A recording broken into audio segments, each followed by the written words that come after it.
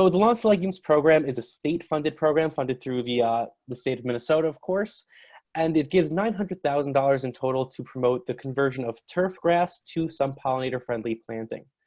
The state of Minnesota put Bowser, the Minnesota Board of Water and Soil Resources, in charge of that funding. And Bowser is an acronym you'll hear me use a lot today. Just know that I am not referring to any Nintendo characters. I'm referring to our Minnesota Board of Water and Soil Resources. So those other two logos that you see are the logos for Blue Thumb and Metro Blooms.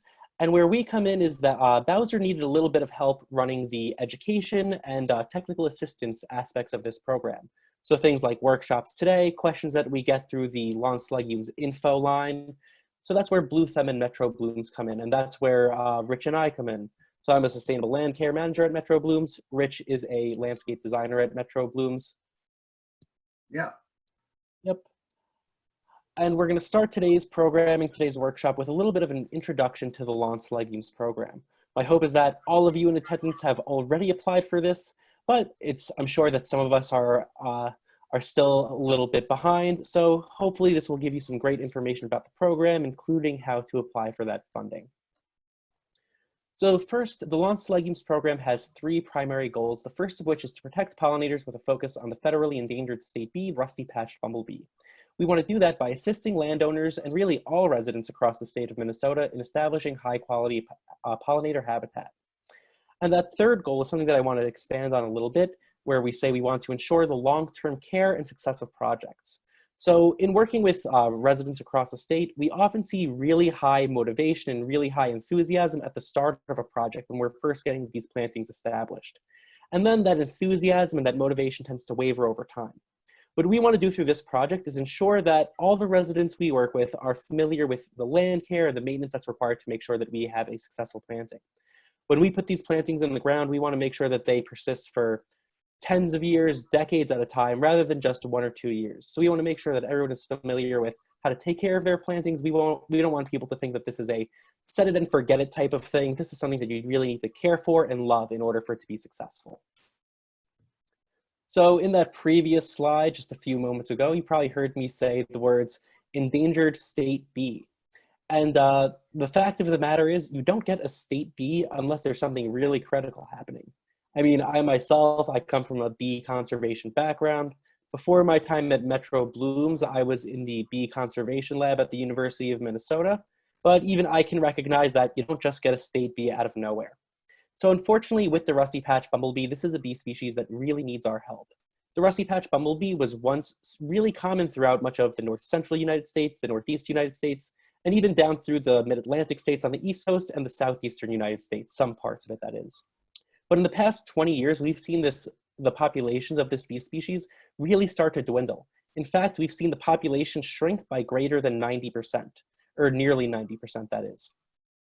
And in terms of range constrictions, so if you were to stick a pin anywhere in the map, would you find this bumblebee, yes or no? We've seen the range of this bee restrict by greater than 99%.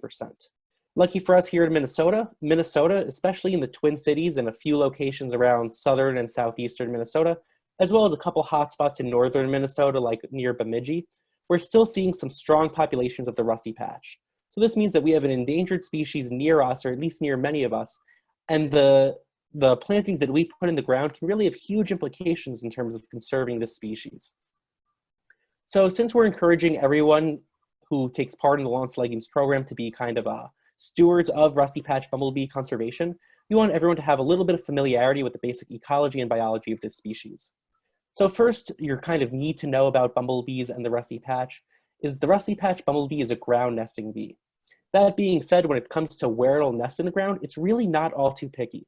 Anything from an abandoned rodent's nest to a bare patch of soil or even a not too dense patch of turf grass, that makes for perfectly suitable habitat for the rusty patch, where it can burrow a little hole into the ground, dig out its nest, and start its hive, its population. Something that Rich and I are really going to focus on today is that second bullet point, the idea of having blooming native flowers throughout the growing season. If Rich and I say the phrase staggered bloom times 100 times today, that's still not enough.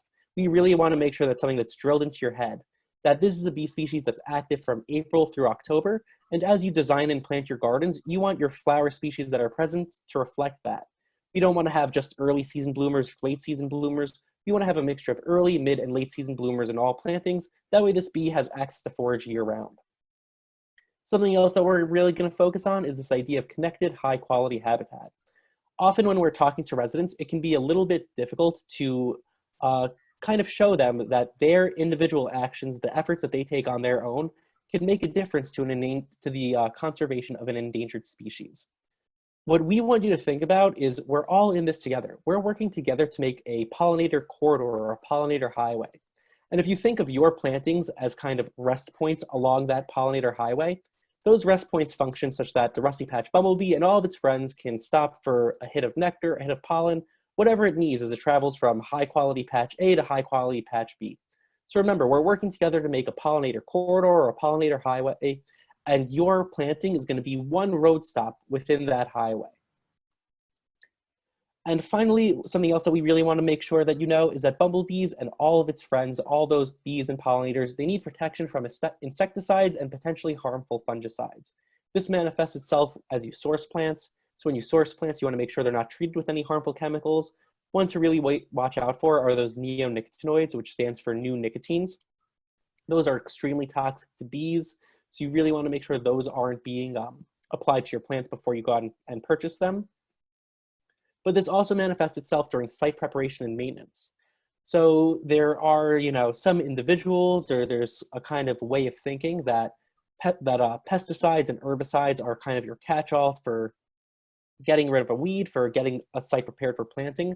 What we want you to think of is that these herbicides, these applications, they're a tool in your toolbox, but they're an absolute last resort. So we want everyone to utilize integrated pest management or best management practices where you try things like hand pulling your weeds or cultural techniques. You make sure that those pesticides, those chemicals are your absolute last resort, where if you have a really hardy weed that you just can't get rid of on your own, then maybe you apply a chemical. But they're something that you really don't want to use. So the Lawns to Legumes program is trying to provide direct individual support to residents. This manifests itself in the form of actual funding, actual money, where every resident in the state of Minnesota can apply for a grant of up to $350. So do note that this is a cost share, meaning that if you ask for $350, you have to provide a 25% match. Or if you were to ask for, let's say, $200, you would have to match $50 yourself. We use a lottery to determine the likelihood of receiving funding, and there are 3 priority zones for this funding. So I'm going to run through each of these colors one at a time.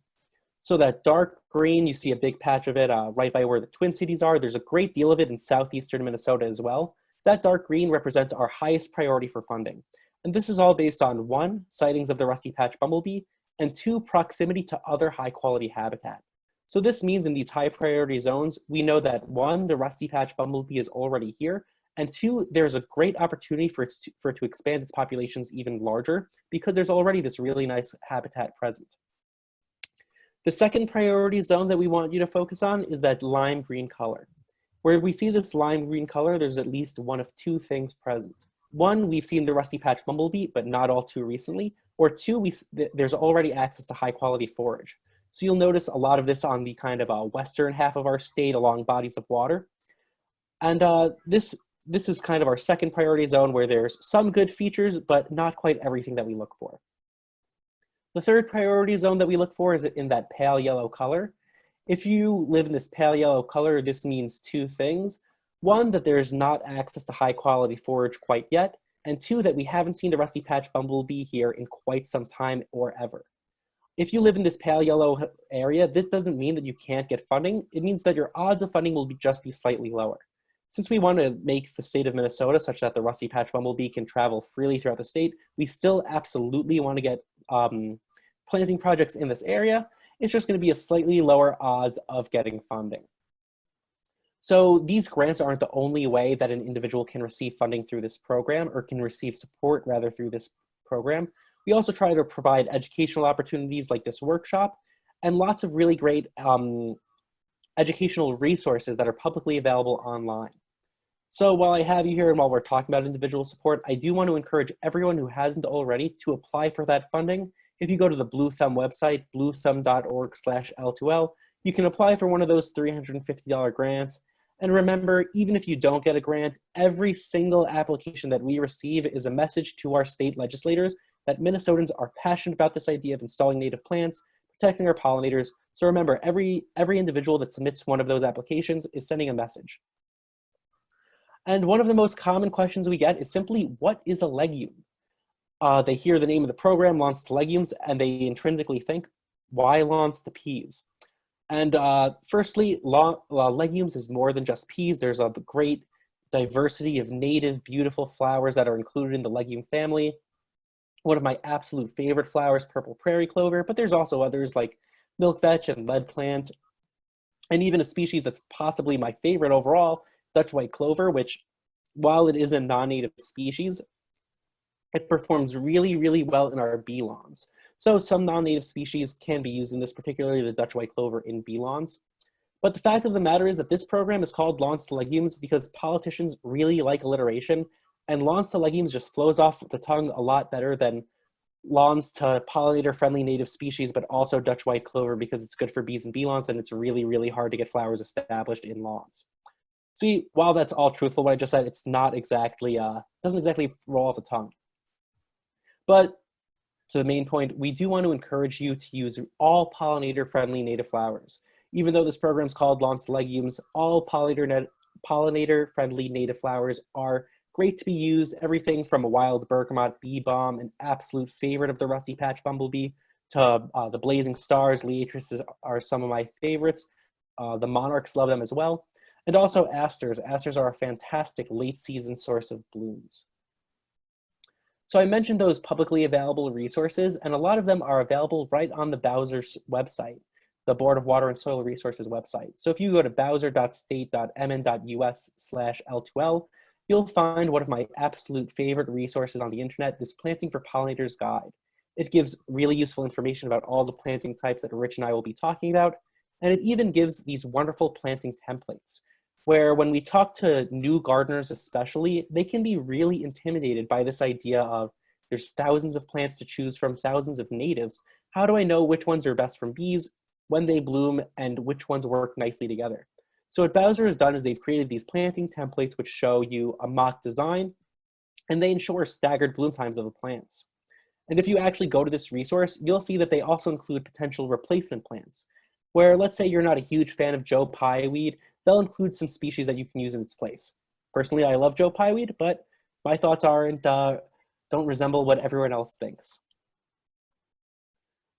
So next, we're going to talk a little bit about some conservation challenges, those related to both pollinators and some other conservation challenges. So what this map on your right shows you is the loss of prairie coverage in the state of Minnesota, or rather the extent of prairie coverage in Minnesota. Where yellow shows you our historical prairie coverage, or prairie coverage in the state of Minnesota up until the year 1900, and the red shows what we have left. And as you can see, there is a whole lot of yellow on this map and not too much red. We've lost greater than 98% of our historic prairie coverage since that year 1900. And the main thing contributing to these losses is human development.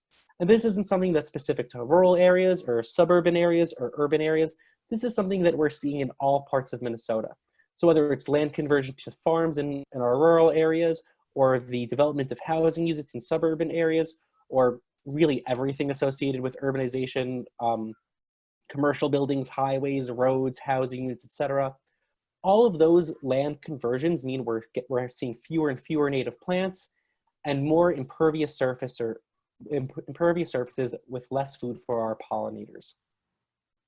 This is something that we also see when we take a closer look here in the Twin Cities, and think of this as kind of like a case example for wherever you live, where all of that non-purple area represents impervious surface or non-native plants, and the purple shows what we have left from our native plant communities. So we're seeing fewer and fewer of those native species and more of that impervious surface, or those monocultures, really just a lack of plant diversity. So now Rich is going to talk a little bit about some pesticides and pollutants. Wow, James. Thank you so much, James. That was fantastic. Again, my name is Rich Harrison. I'm a landscape architect and designer with Metro Blooms on my 7th year. So I'm so glad that we've got James on board here, an entomologist who kind of speaks to my heart a little bit because I love learning more about that relationship between plants and insects and birds and bees and butterflies. So it's great. And yeah, unfortunately, you know, one of the negative things of the use of pesticides is it does affect our pollinators, and we're learning more and more of the loss of our insects, partially because of that. And of course, when there's no insects, then there's also no birds, and birds are in decline, and it's very concerning. So I try to discourage people from using pesticides. After all, side is, you know, means death, and it's not good. And I understand why it does need to be used at times. And if you do use it, please follow the instructions and know what you're doing. So that's my advice with that, and we'll probably talk a little bit more about that later. Another factor that's important is all of our impervious surfaces, majorly in urban areas, and the other months, 5 months, 6 months out of the year is winter, and we like to use a lot of salt. And salt, of course, is important because it provides safe walking surfaces. But one important aspect is 1 teaspoon of salt permanently contaminates 5 gallons of water. That's actually pretty amazing. And I just filled up my glass of water before I started here. And I learned in health class, I don't know when I was a kid, that we're supposed to drink 8-ounce glasses of water a day to be healthy. And that's a half a gallon. And if 1 teaspoon of salt contaminates 5 gallons, that's 10 times of our daily water supply. So if you think about it, that's a real big problem. And I'm not too sure what the chloride pollutant levels are in some of the lakes and streams in southwest Minnesota, but I do know that there are a lot of lakes in the Twin Cities, 7 of them, that are impaired with chlorides, and streams too. Minnehaha is getting there. You know, we are a long ways away from the Gulf of Mexico. It makes no sense for our lakes to be saline. And they're approaching levels where invertebrates and aquatic life will be affected in the near future if we continue. So please be aware of that, and try not to use as much salt. All right, I think I've got control now. I got to figure out how this, okay. All right. A lot of the work that I have done has been primarily in more of the urban and suburban realm. And one thing that we talk about is the conventional way in which we've developed the landscape. And that is what I call the watershed mentality. And that's shedding the water away from our properties as quickly as possible to protect our property, basically. And it's really the wrong way of thinking, unfortunately, because it contributes to flooding, of course. And all of the pollutant load of our streams and rivers gets washed right down our houses, down downspouts, across a lawn. And lawn is actually has very shallow root systems, and it can be thought of as green concrete. And so there's a lot of runoff that comes from conventional lawns, and of course the fertilizers and grass clippings that comes with it. And we had a pretty quick melt this spring. It didn't have a whole lot of these big icebergs, but that gunk contains sediment, nutrients, bacteria, salt, as I mentioned. You know, now that we're going to start mowing our lawns, and organic matter will be washing into the waterways, oils, heavy metals from like brake pads of our automobiles, and cigarette butts, and a lot of trash, a lot of plastic, all washes in there. A lot of people don't realize that the storm drains in the streets typically drain directly to the nearest water body. In our case, the local lakes, streams, and the Mississippi River. You know, it's a major issue. I just read a report where it's an endangered, the largest, you know, endangered river in America. And so we want to protect that. The image on the left, bottom left, has anyone here in the audience been swimming in a pond where you get out of that water and you're just itching like crazy? Well, that's algae, and algae is natural, and it actually produces oxygen, and it's not necessarily a bad thing. But what happens is when you get hypernutrient loading from the runoff of all the organics from our landscapes, that causes algae blooms, and that's due to eutrophication, hypernutrient loading of the water. And then what happens is that that mat of algae and vegetation growth starts to fall to the bottom of the lake. It starts to decompose. And then when it decomposes deep in the lake, it takes oxygen out of the water and it becomes anaerobic. And that's when it starts to stink. And unfortunately, that's when fish start to float and aquatic life can't survive. We all can't survive without oxygen or clean water. So that's a big part of it. So got to So start Rich, thinking about how we can well, yes, sir. yep. So before we advance slides, one thing that I love to do with this image, oh, sorry, is just kind of connect this to an opportunity for planting for pollinators, where Rich does Yeah, does a great job of talking about the potential concerns associated with stormwater runoff and how that can have implications in our nearby lakes, rivers, and streams. But if you look at that first image, what you can see is this is a chance to kind of critically think about where you locate a planting. Where if you were to locate a pollinator planting right here, right where that water runs off, that represents a really great opportunity to capture that stormwater runoff while also conserving our pollinators. So just when you're working through your own site plans, try to think about how water moves through your property and where you can site your plantings to kind of have these stacked benefits. And Rich and I will talk a little bit more about stacked benefits later on. yeah, Okay, great. back to you, Rich. Thank you so much, James. And I do have a tendency to talk a lot about water quality and stormwater management as a landscape architect. That's a lot of what I think of. And vegetated stormwater management practices, of course, benefits pollinators as well. So it's a win-win-win. And I haven't talked about the beauty of it all yet either, and building of the community. So we'll get into that. All right. Oh, now I.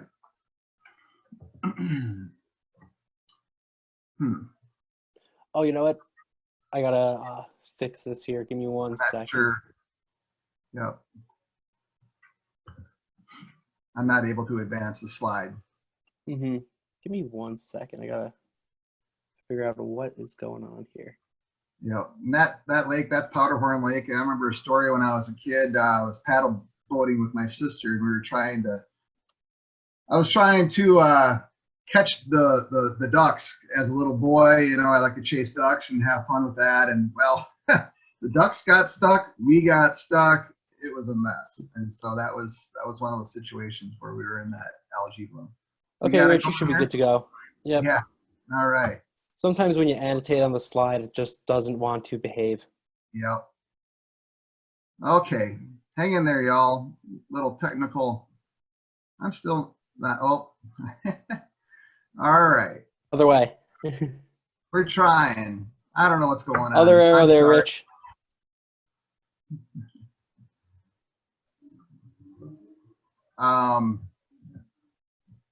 Sorry about that, folks. We're going backwards in time here.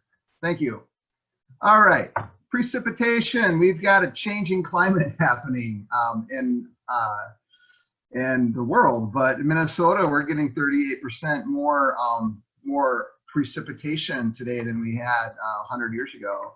And my gosh, last year was a record wet year, so hopefully it won't quite be as much as that. But there's some pretty serious repercussions with that. Of course, all the pollutant load that I had talked about, and the other negative aspects of that runoff.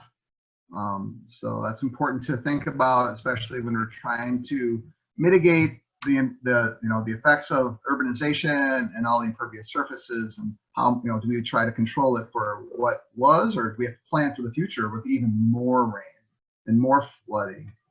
So that's something that we all need to be aware of. Okay.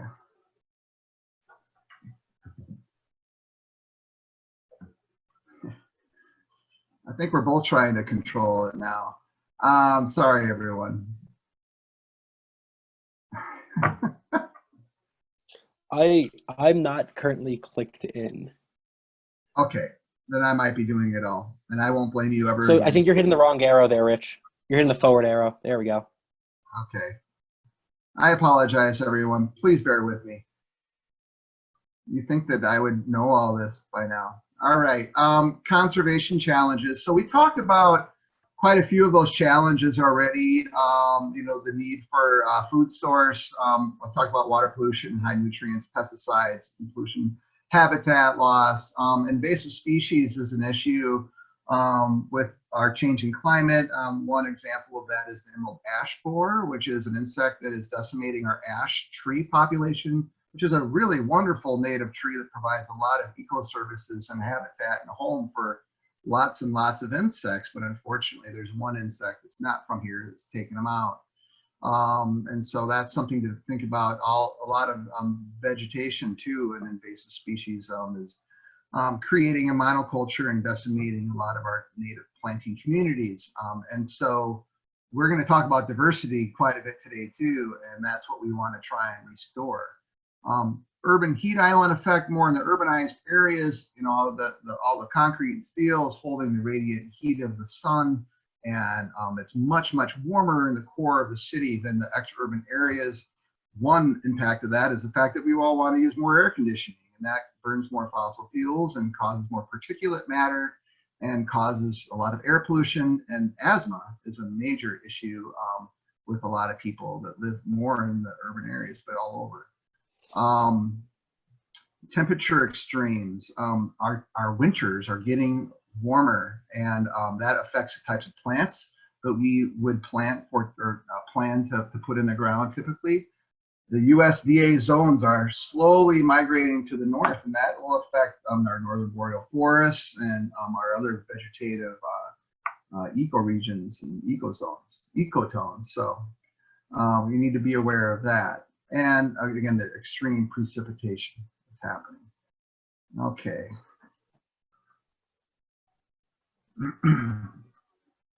So we talked about all these conservation challenges, and we want to figure out how we can respond to this mess that we're in. And that's what we're going to really focus on the rest of our presentation. What can you do? What can we all do to play a significant role in rebuilding the network of important habitat, pollinator habitat? And what a beautiful garden that is. That's nice layering of heights there. I love that picture. Okay. So right now we're going to do a quick pause and do two things. First, I'm going to launch a quick poll here where I just want to quickly learn everyone's level of gardening experience. So feel free to answer that poll. And we're also going to do our first little Q&A session here. So if you haven't already, try to take a look at that Q&A window and give it a quick upvote to questions that you think are important, questions that you would like to know the answer of. So we'll give a few moments for you to kind of look through those questions. We'll give you a few moments for you to respond to that poll, and then we'll jump into the second second set of slides that we want to go through. So Michael asks, what do you mean by high quality forage? Michael, thank you for that question. So in the world of flowers, not all flowers are created equal from the bee's point of view. So you can have nectar that's low in sugar content, you can have nectar that's high in sugar content, you can have pollen that's low in protein content, and you can have pollen that's high in protein content.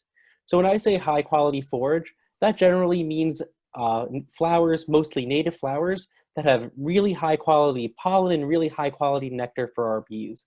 So we want them to, not be feeding on the Big Macs and Whoppers of the world. We want them to be feeding on those flowers that are super nutritious, that'll really give them those boosts of energy, those boosts of protein that they need in order to survive. I see Melissa has a highly upvoted question. Melissa, you're jumping ahead to the next part of the presentation. So Melissa asks, would there be any advice on converting turf lawn into a Dutch white clover lawn? So Melissa and the 4 individuals who have upvoted your question, you'll be happy to know that one of the planting types that we're going to talk about in the Creating Pollinator Habitat section is all about how to create a bee lawn that would include a Dutch white clover lawn. So do note that I wouldn't necessarily recommend fully converting a lawn to just Dutch white clover, but having Dutch white clover mixed in with your grass is a really great option for your bees. John L. asks, if you have applied for a lawn to legumes grant this year and have been denied, do you have to reapply for subsequent grants? John, great question. So for that first round and really for all rounds of funding, if you did not receive a grant the first time around, your application is automatically rolled over into all subsequent rounds. Thank you for that question, John. That's super helpful. Tammy asks, is it okay to have a mix of plantings and veggies with our pollinator plants? Absolutely. So you would be surprised to learn just how many vegetables, fruits and vegetables alike, are really useful to pollinators. So tomatoes, you'll see bumblebees all over them. Cucumbers is a really great pollinator plant. The one thing to take note of is that if one of those veggies aren't used by pollinators, or if they're not native, then the Bowser Lawn Legumes funding wouldn't cover the purchase of that species. But as long as you're using vegetables that have high nutritional value for our pollinators, those are most definitely covered. And we encourage the more diversity, the better. So Janet asks, how do we respond to neighbors and friends who tell us that bees will just sting and we shouldn't encourage them? Janet, that is something that I've been working with my entire life. And what I try to tell people is that when a bee is outside and foraging, the absolute last thing it wants to do is interact with you. Think of it as like when you're hungry or hangry and you want to go out and get a meal. You don't care about who's around you, you just want to get to your food. When a bee's out and foraging, it doesn't care about the people out in the neighborhood, hanging out in the lawn. It wants to get to its next meal, it wants to hang out in your garden, wants to get to those flowers, get the nectar, get the pollen, and get on its way. The one thing that I would encourage is if you have flowers in an area that maybe kids play in, encourage them to wear closed-toed shoes. The most common instance when someone will get stung is when they step on a bee. That'll cause the bee to panic and sting, so wearing closed-toed shoes will greatly reduce the risk of that. But just try and let your neighbors and friends who might be afraid know that the last thing a bee wants to do is sting you. They just want their food. Yep. I think the wasps and the hornets kind of give bees a bad rap as well. And those social, the majority of the bees, over 400 native bees in Minnesota, are they're solitary, right, James? And Yeah, that's exactly but there right. are some social bees, and they will protect their hive. And I got stung putting in a egress window once. Yeah. That wasn't fun, and it was a hornet, and or yellow jacket. So they give a bad name, but or a bad rap on bees. But I think the more people learn about them, knowledge is power, right? Amen. And the more you understand what's going on, the less fearful you will be of the bees. So you guys are doing a great job of starting to get those questions flying in. We're going to do two more before we continue on with the creating pollinator habitat section. And remember, to all of those who have submitted questions or are looking through that Q&A section, please give us some feedback, upvote those questions you think are important. Mm-hmm. So an anonymous attendee asks, are there equity components? Oh, where did that go? Are there equity components to the decision-making around the funding allocation and the outreach programming for lawns legumes? That's a great question, and we do take that into consideration when we, in that lottery process. So we use mapping from the Minnesota Pollution Control Agency, MPCA, that takes into account not only diversity and equity, but also geographic distribution. So we're trying to ensure both that there's some diversity and equity taken into consideration, but also some geographic distribution where we don't want every single grant to go to Twin Cities residents. We want to make sure that there's good representation throughout the state of Minnesota. And the last question that I'll get, that I'll answer rather, is, let's see. Chris says, oh, this is one that I got all the time as a graduate student. So Chris Peter asks, bees seem to love Creeping Charlie, but I know it is considered a pest. Should we allow this in our lawn? So Chris, this is a question that I get so often, and something that my former advisor, Marla Spivak, used to say to me all the time was, any flower is better than no flowers. But the sad truth with Creeping Charlie is that while any flower is better than no flowers, almost every flower is better than Creeping Charlie. And this isn't me picking on it because it's invasive or it's a non-native. This is because of how it kind of manifests the rewards that it produces. And when I say rewards, I mean the nectar and the pollen. So firstly, the pollen isn't readily available to our pollinators. So all that pollen and protein that a pollinator would hope to get, out the window. And the second thing to keep in mind there is its nectar production system. So it uses a jackpot system where the vast majority, I mean, honestly, anyone here, not too different from playing a pull tab, the vast majority of the flowers have little to no nectar. They're losers. You pull open that pull tab, no reward. But every now and then, that bee will get into a creeping Charlie flower that's just chock full of nectar. It's super nutritious. It's super full of sugar. But unfortunately for the pollinator, it's a false signal. That is the rarity. It's the exception rather than the rule. So we would encourage you to get more consistent rewards into your lawn, more consistent flowers. We'll talk about those later. Thank you, Steph, for the pull tab analogy. I'll be honest, I've used it before. It's my absolute favorite. But we would rather see you get more consistent rewards into your lawn, more consistent flowers, like a Dutch white clover, like a self-heal, like a creeping thyme. We'll talk about those later on. Okay, so we encourage you to keep on looking through that Q&A section. We'll be back to those questions later on. I'm going to end that poll. It looks like we have a pretty nice mix of new, intermediate, and experienced gardeners, with a little over 15% of us calling ourselves new gardeners. The most common answer was an intermediate gardener, where 45% of the respondents said we were intermediate gardeners, and 38% of us said that 21 individuals said we were experienced gardeners. So those experienced gardeners out here, I'm going to do a little promotion here. We are looking for Lawns to Legumes coaches. We really want to help connect those experienced gardeners, master gardeners, with people who might be doing their, first gardening adventure. So if John hasn't shared it already, I'm going to ask John to share our coach application form, where we might want to try and hook you up with some of those new gardeners looking for some help. Okay, so thank you to everyone that responded. Now we're going to talk about the fun part, the creation of pollinator-friendly habitat. So you'll notice before, Rich and I, we were talking about conservation challenges. We were doing a lot of what's called doom and gloom. And one of the very first things I learned as an ecology student when I was an undergrad student was that doom and gloom isn't fun. Doom and gloom can be a little bit depressing, but doom and gloom is a really great way to demonstrate the need for change. So hopefully when we were talking about those conservation challenges, we showed you that we really need to make changes. And we want to do that by creating this pollinator habitat. So if we want to know what pollinators, if we want to help our pollinators, we need to know what they need to survive. So quickly, pollinators need protection from pesticides. We hope that manifests itself as you source your plants, as you prepare an area for planting, and as you maintain your plantings. They need clean water sources. One of the many reasons why Rich and I talk so much about improving our water quality in the state. Something that we're going to talk about even more is those flower resources throughout the growing season. I'll say it a few times now: staggered bloom times, staggered bloom times, staggered bloom times. We want to see early, mid, late season bloomers, and this isn't something that you're doing for me. Your bee friends will be thanking you. The rusty patch bumblebees will be thanking you. Nesting sites, they certainly need opportunities for nesting sites. And we're going to talk about planting, how when you do a planting, you want to keep that site covered. But for a nesting area, you want that to be open. So this sounds a little bit conflicting. So what I want you to remember is your nesting sites should be isolated, or can be isolated, from your planted areas.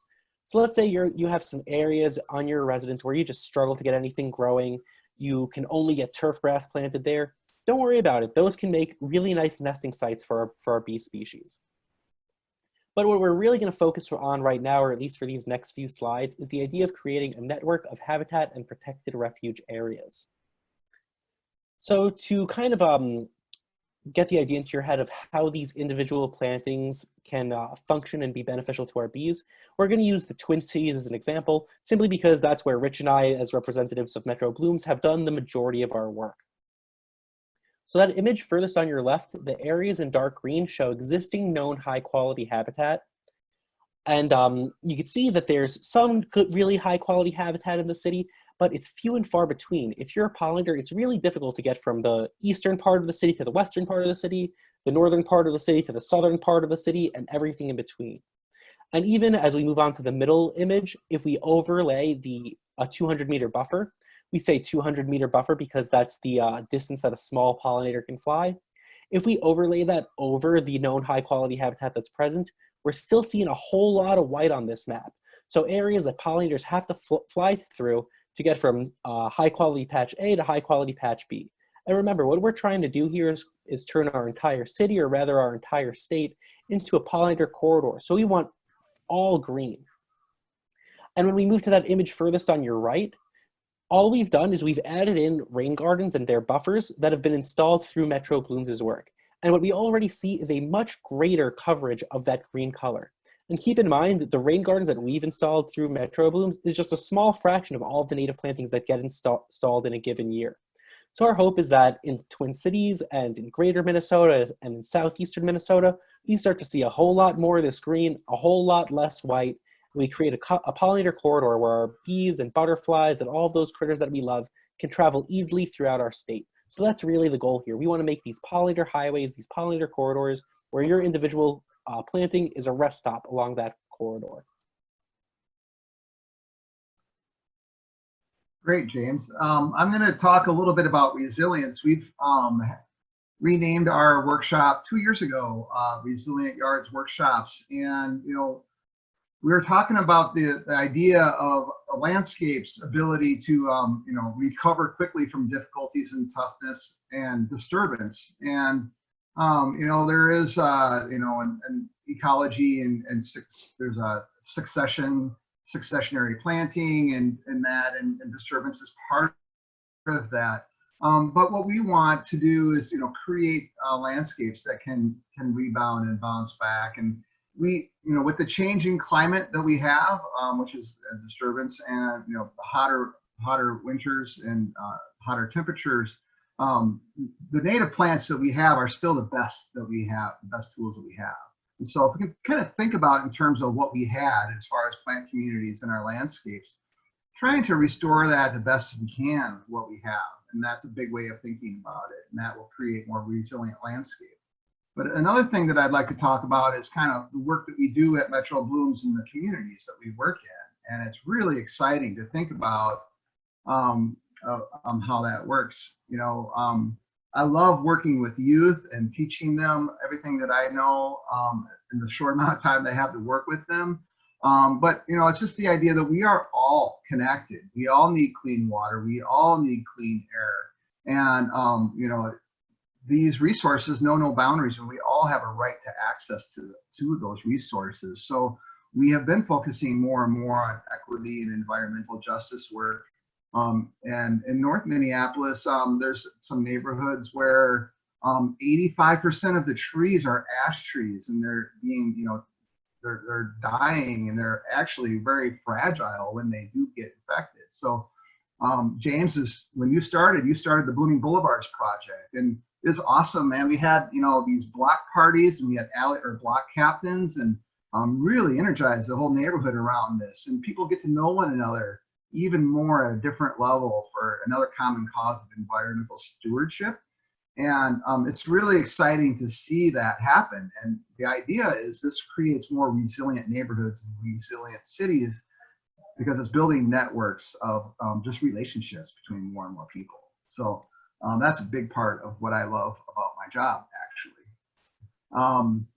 But taking this back down to the landscape level, thinking about what you can do in your yard. And, you know, there was stacked social benefits with the previous discussion that I just had in the previous slide. Well, there's a lot of stacked environmental benefits too, with a wide variety of diversity of plants in your yard. And, you know, trees and shrubs, you know, it captures carbon, sequesters carbon, provides oxygen for us all to breathe clean air. Shade, we all go underneath a nice big shade tree. They're nature's air conditioners. And of course, they help filter the air and reduce the energy costs of your heating and cooling of your house if they're located in the right spot. Native plants provide habitat. Rain gardens capture runoff and protect our water resources.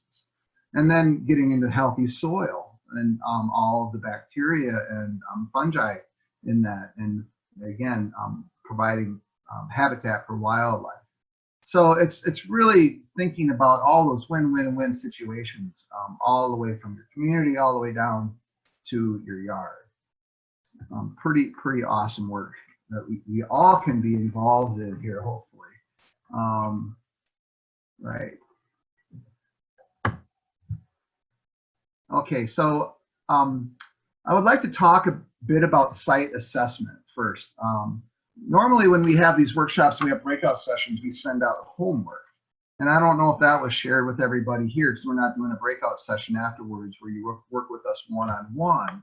But the idea is to take like an aerial photo of your property. You can, get that on Google, or most counties, I think, have a GIS system where you could Google your county name, GIS, aerial photo.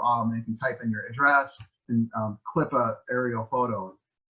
When you do that, or you might have something already, or a plan or a survey, you want to think about how you functionally use your yard or your property. How do you walk across it, drive across it? Do you have vegetable gardens? Do you have a compost bin? Do you have a detached garage or workshop that you go through? Is there a path that goes to your neighbors, in the backyards or in the front yard? Like in Minneapolis and St. Paul and other cities, the mailman actually goes right along the front yard, not always out to the sidewalk.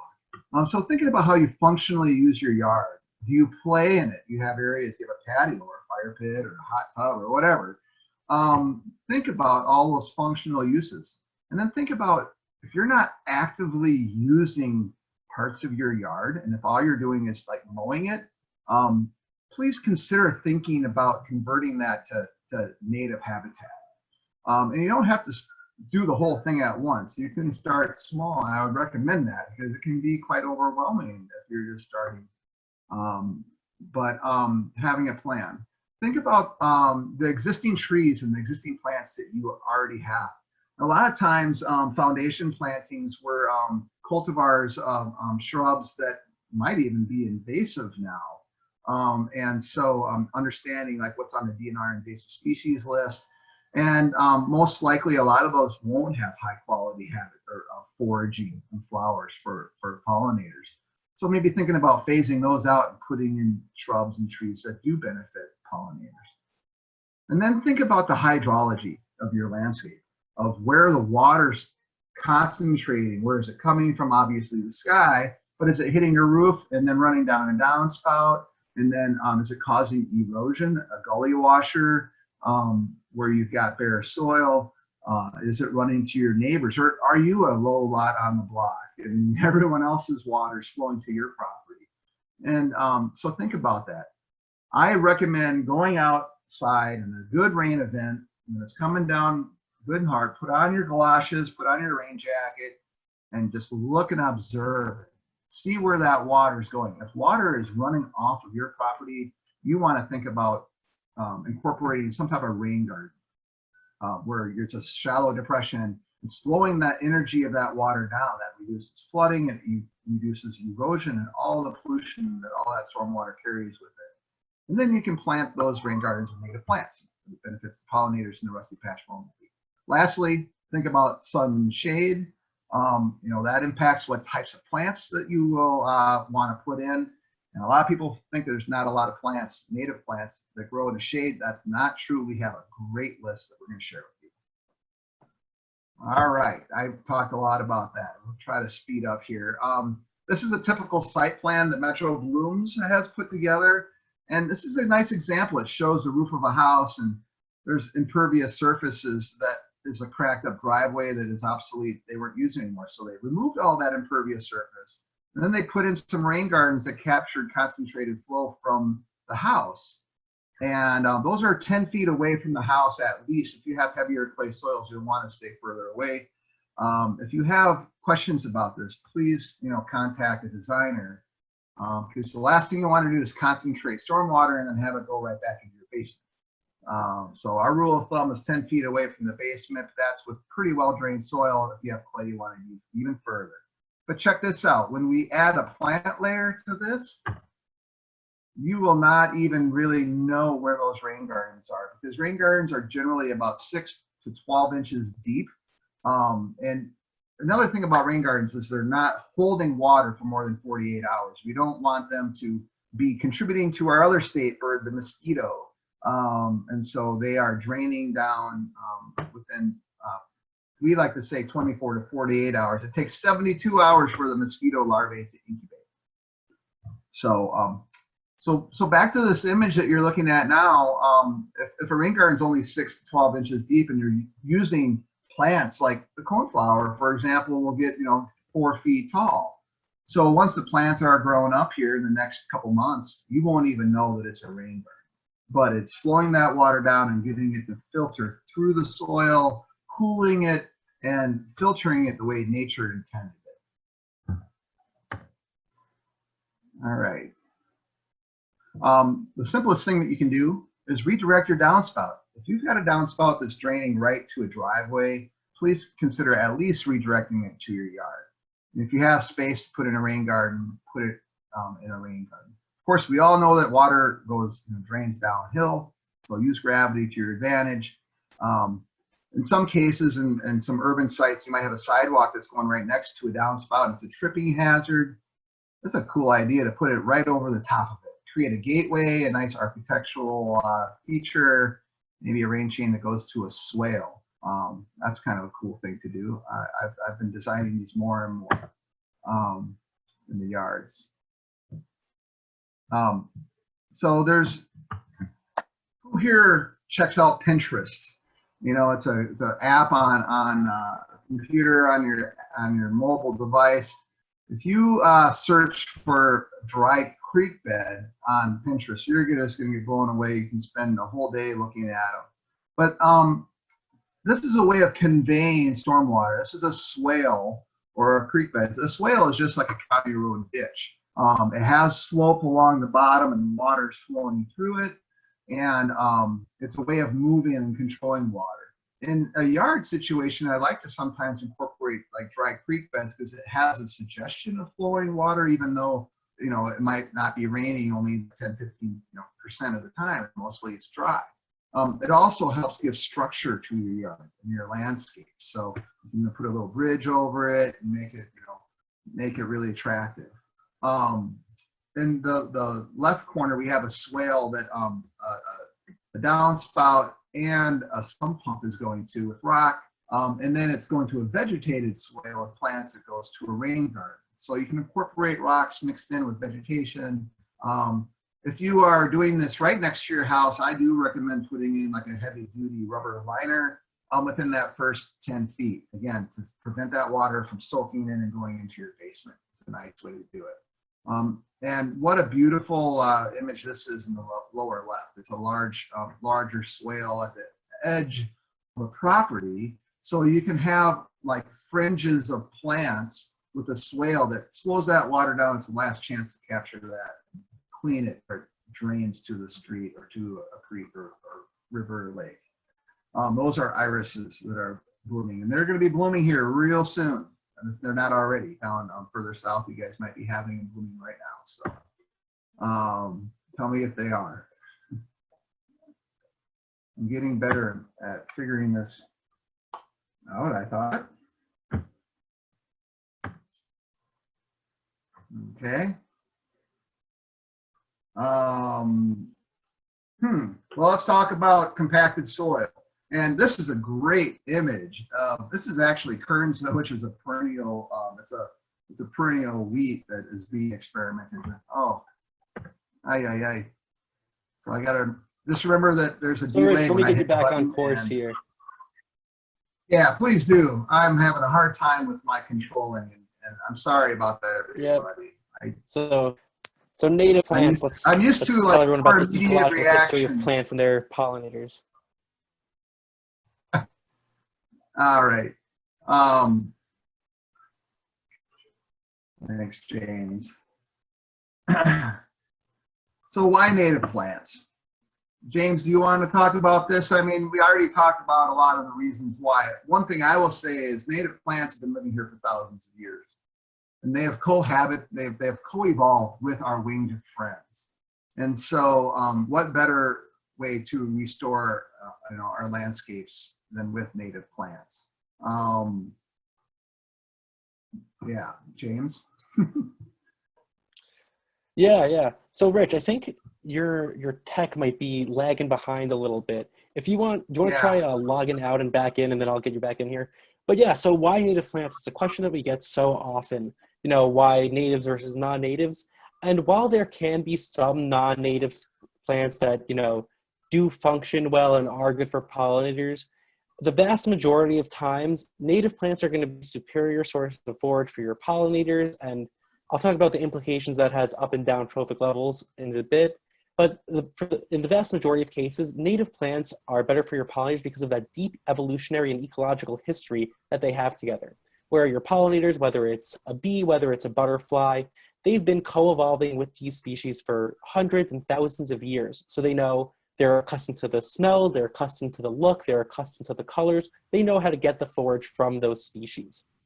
And this is something that has implications up and down and across trophic levels, where not only are you helping to support that monarch butterfly and that bee, but you're helping to support all of the animals that feed on those pollinators, all of the animals that feed on the larvae of that caterpillar, the larvae of that butterfly rather. So this can help your birds and small mammals as well. So you're really not just rebuilding a native plant community or the insects that it directly supports, you're rebuilding entire ecosystems when you bring back the native plants. There's some really great literature out there from Dr. Douglas Talmy from the University of Delaware. He was actually one of my professors when I was an undergraduate student, and it talks all about how native plants can support incredible diversity of native insects. So Rich, how is your, are you back with us, or is it still lagging behind a little bit?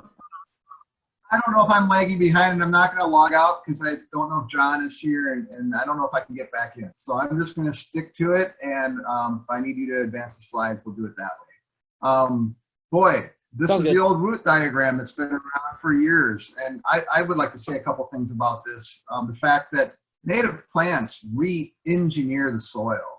They're amazing how deep the root systems go, and one of my favorite plants, the purple coneflower, that's like in the middle there. That in its native, habitat, it will go down about 6 to 7 feet. That's amazing. Think about it. Like my wingspan, I always say my wingspan is my height. So, those roots are going down that deep, and that's why they don't require water. They don't require irrigation once they're established, which takes about 2 to 3 years. They slough off about 30% of their root mass every year. And that's adding more organic deeper to the soil, sequestering carbon, allowing that soil to retain moisture deeper in so it can be so lush and green and vibrant when your neighbor's lawn might be drying out because it's all Kentucky bluegrass. So it's really incredible. Infiltration will actually increase over time as these plants, again, re-engineer the soil. It's incredible. And then not talk about the microbial life that's in the soil. And we'll get into that soil health in a little bit, right? Yep. Okay. So Rich, going forward, if you just give me a next slide, please, I'll advance them for you. Yeah, right. So I think this slide and the next one, let's just go to the next one because it just illustrates how the soil, how the roots uncompact the soil. And again, what I was just describing, this is a great illustration of how deep those root systems really get. And a lot of our urban conditions, we've lived in a community that might be pushing 100+ years. It's had a lot of snow load and compaction of foot traffic, and hasn't had roots growing through it for a long time. And so it is very compacted. And of course that increases runoff. Okay, next slide, please.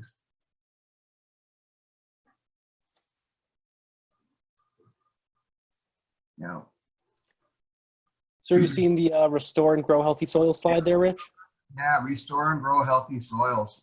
One of the most important things to think about is keeping that soil covered. And the best coverage is, of course, vegetation. But if your vegetation isn't covering your soil, then using mulch is a good way. Or you could have live mulch, which is ground covers, and we'll get into that with lawn recently, or alternative turfs. In that, one of my favorite live turfs actually is strawberries. Wild strawberries is a great one. But the raindrop is incredibly powerful.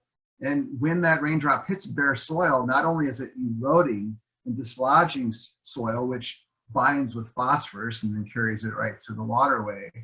But it further compacts your soil.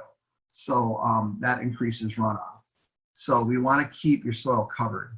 Minimize disturbance. After you've gotten your plantings in the ground, you don't want to be digging that up anymore. You want to, and actually artificial fertilizer is considered a disturbance as well. I've been learning more about how the fertilizer will create a hard pan as it accumulates and breaks down. So it really creates a compact layer.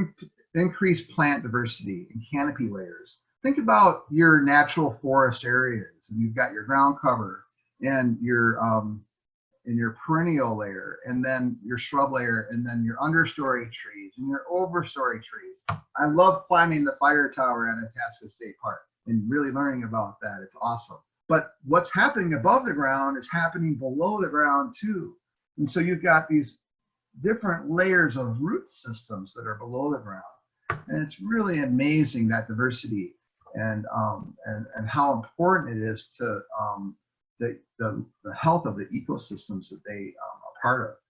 And adding compost is a really good way to start getting that life back into the soil and allowing that soil to retain moisture to get those plants established. And I usually recommend when you're reestablishing is just spreading 1 inch of compost and turning it into the soil. And that's the only time that you would do that, so that it allows those new plants that you put in to get established. Okay. Yeah, and just a little bit more on what Rich touched on with compost is I remember like back in middle school and high school, or whenever you start learning about different trophic levels, I remember always being taught that vegetation is that first trophic level, but more and more we're starting to learn the importance of those soil organisms that Rich was just talking about. And what we're learning about compost is it brings back a lot of those super important fungi and bacteria and those nutrients that are really important, kind of like starters to the biodiversity in the soil itself. So if you really want to help out your ecosystems from the literal bottom up, incorporating some compost to your planted areas can really do a world of good. So one teaspoon of soil, of healthy soil, has more microorganisms in it than there are people on the planet. I love that fact. I learned that at our soil health. We also have a workshop from Bob Dom, aka Organic Bob, and it's an incredible fact. Yep. Okay. So I'm going to throw one more poll your way real quick before we jump into the different planting types that are promoted through the Launch Legumes program. And we just want to learn a little bit about the different types of wildlife and pollinators that you're trying to conserve in your plantings. So do note that you are more than welcome to choose more than one option, but we always love to learn about what's important to you and our audience. So now we're going to talk a little bit about, so I'll keep that poll open for about 2 or 3 minutes, but right now we're going to talk about some different planting types that you can utilize as you're trying to think about how you want to design your plantings. So the first planting type that we're going to talk about are these native pocket plantings. And this is really the planting type that Bowser is focusing the most on. And before I get into too deep of detail, as I go through these different options, what I want you to think about from your perspective is all of these planting types that I'm going to mention, they differ from each other quite dramatically in terms of their size, in terms of the amount of maintenance and the resources you have to put into maintaining them. So try to think about how you use your landscape, the amount of resources and time you have to dedicate towards maintaining those areas, and try to think about which planting types are right for you. So first, with these native pocket plantings, the beauty in these is that they're small, they're diverse, they're easy to manage, and they're effective. So a pocket planting can be as small as 10 by 10, 100 square feet. Shoot, they can be as small as 10 or 25 square feet. The point is, we're ripping up some turf grass, we're removing some of that turf grass, we're getting in some of these native prairie plants that our pollinators are familiar with and they love. When it comes to how we want to install these plantings, we are extremely strong proponents of organic site preparation. That could be in the form of sheet mulching, which is kind of like making a lawn lasagna where you use layers of cardboard and compost to remediate the soil, get the soil ready for planting, and then you plant your plants right over the top, right into that new layer. You can use solarization, which You kind of drape a little bit of plastic over a section of your lawn. You let that area collect heat. Then you peel back the plastic, remove the dead vegetation, and plant into that area. The point is, any area, whether it's 10 square feet or 250 square feet, that where you remove the turf and put in some native plants, that is a native pocket planting. And even though it is small, it is going to be super effective in conserving our pollinators and providing food for our pollinators. So Rich, before you get into a little bit of info on rain gardens, Rich is our resident rain garden expert, I'm going to close that first poll on the different wildlife that we hope to conserve. So greater than 90% of us said that they want to conserve bees and butterflies. Just over 3/4 of us said that they're looking to conserve birds. It's great to see. They certainly need our help. A little over 30% said they even want to try and conserve small mammals. I love to see that some of us are thinking up and down and across the food chain. And 4 of us said other. If you responded other, please let us know in the chat what kind of organisms you're thinking about. I would love to hear it. Okay, Rich, please let us learn about rain gardens and let me know when you want me to advance those slides. Yeah, great. That's a great poll and an indicator of what everyone's interested in. And you know, it's really all the above, right? And I remember I was talking to someone about they didn't want to have mice and voles and that like around their house. So they didn't want plants real close. And you know, I'm learning more and more about you know, predator birds, you know, and owls and you know, they need to eat too, and they are taking out those little critters. So it's pretty amazing how much life comes back to your landscape when you start adding a lot of diversity. So great. I'm going to talk briefly about rain gardens. I can go on and on and on, but I don't want to go too far. But one thing I would say is very important. Again, rain gardens, all they are modified perennial beds. And I'd say 95% of the rain gardens that I design more in the urban areas are about 6 inches deep. And the depth of the rain garden is always measured from the overflow point. And you always want that water to be, of course, that overflow going away from your foundation, away from your house. Rain gardens are meant to mitigate impervious surfaces. What we're trying to do here is mimic the hydrology that was once on our landscape. And again, you know, we were like big woods and prairie and oak savanna and you know, landscapes where, you know, 70 to 90% of the water would just soak right into the ground and then feed our streams through groundwater.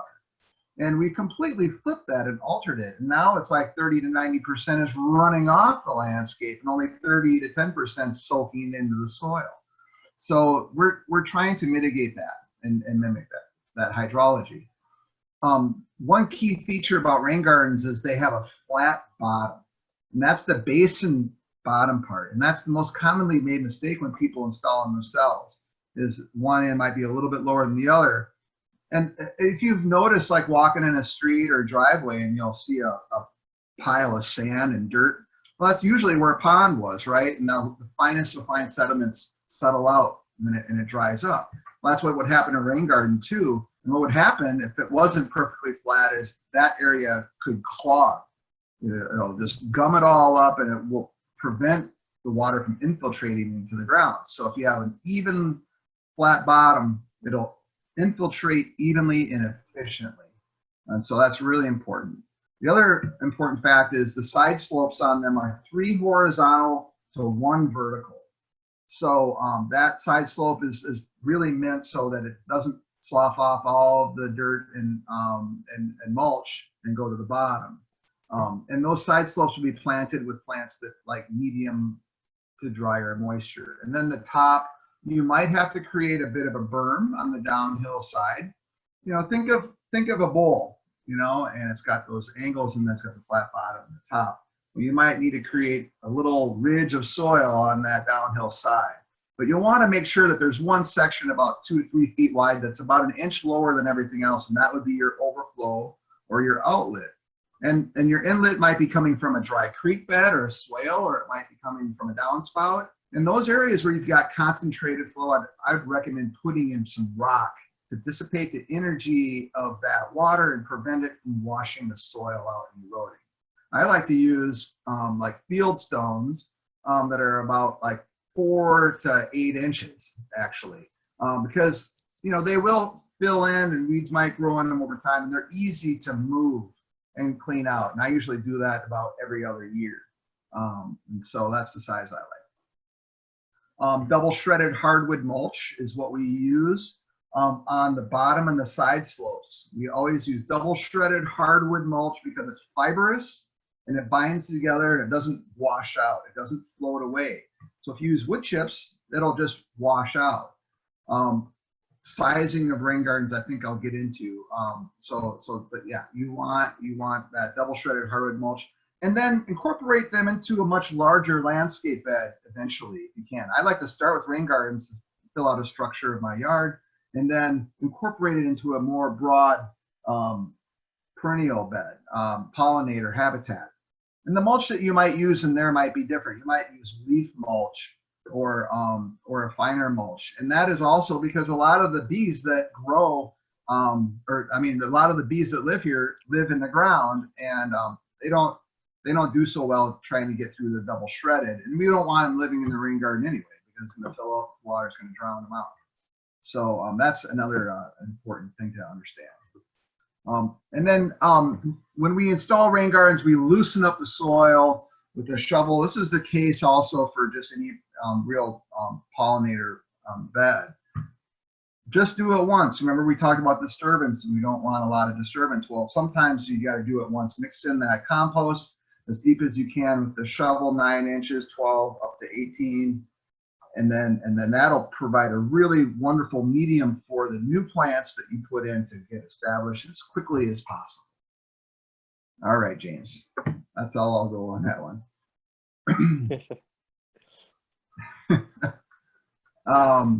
The next slide is going to talk about siding a rain garden. Again, you're going to want to keep it at least 10 feet away from your foundation. I like to talk about the 1-to-1 rule. This is like for pretty well-drained soils, type A, type B soils, sandy loam soils. And the depth of your wall, you want to stay equal distance away from it. So if your basement's 10 feet deep, you want to stay 10 feet away. You got a retaining wall, you're going to want to stay that equal distance. And I'd like to actually double it if you can. And if you're doing rain gardens above retaining walls, you want to be very careful, because it might put hydrostatic pressure against that wall and make it fail. So you want to make sure there's drain tile and drainage rock behind that wall. If it's an old wall, you don't know what's going on there, I wouldn't even try. Always call 811, go for state 1 before you call. Water and power do not mix, and you want to know where those utilities are. Underground gas lines, telecommunications lines are the most commonly hit because they're very shallow. You can put a rain garden over a septic, a sanitary or a water supply. Those are usually down below frost. But if you're putting trees in your rain garden, you don't want to put a tree over sanitary line. I would keep that tree at least 5 to 10 feet away from that. That's in case if they have to replace it, they're not going to have to take out the tree. And speaking of trees, you want to be aware where they are. And you really want to avoid putting a rain garden within the drip line of the tree. You can go in a little bit and you can trim some of those root systems, but you don't want to take the real big roots, knowing the closer to the trunk, the bigger the roots. You want to avoid that situation. So think about the canopy extent of your tree. Actually, I oftentimes design my rain gardens to follow that curve of the drip line. And I put it right along that curve. It kind of has a nice kidney bean shape, nice organic shape, and that's a good way to go.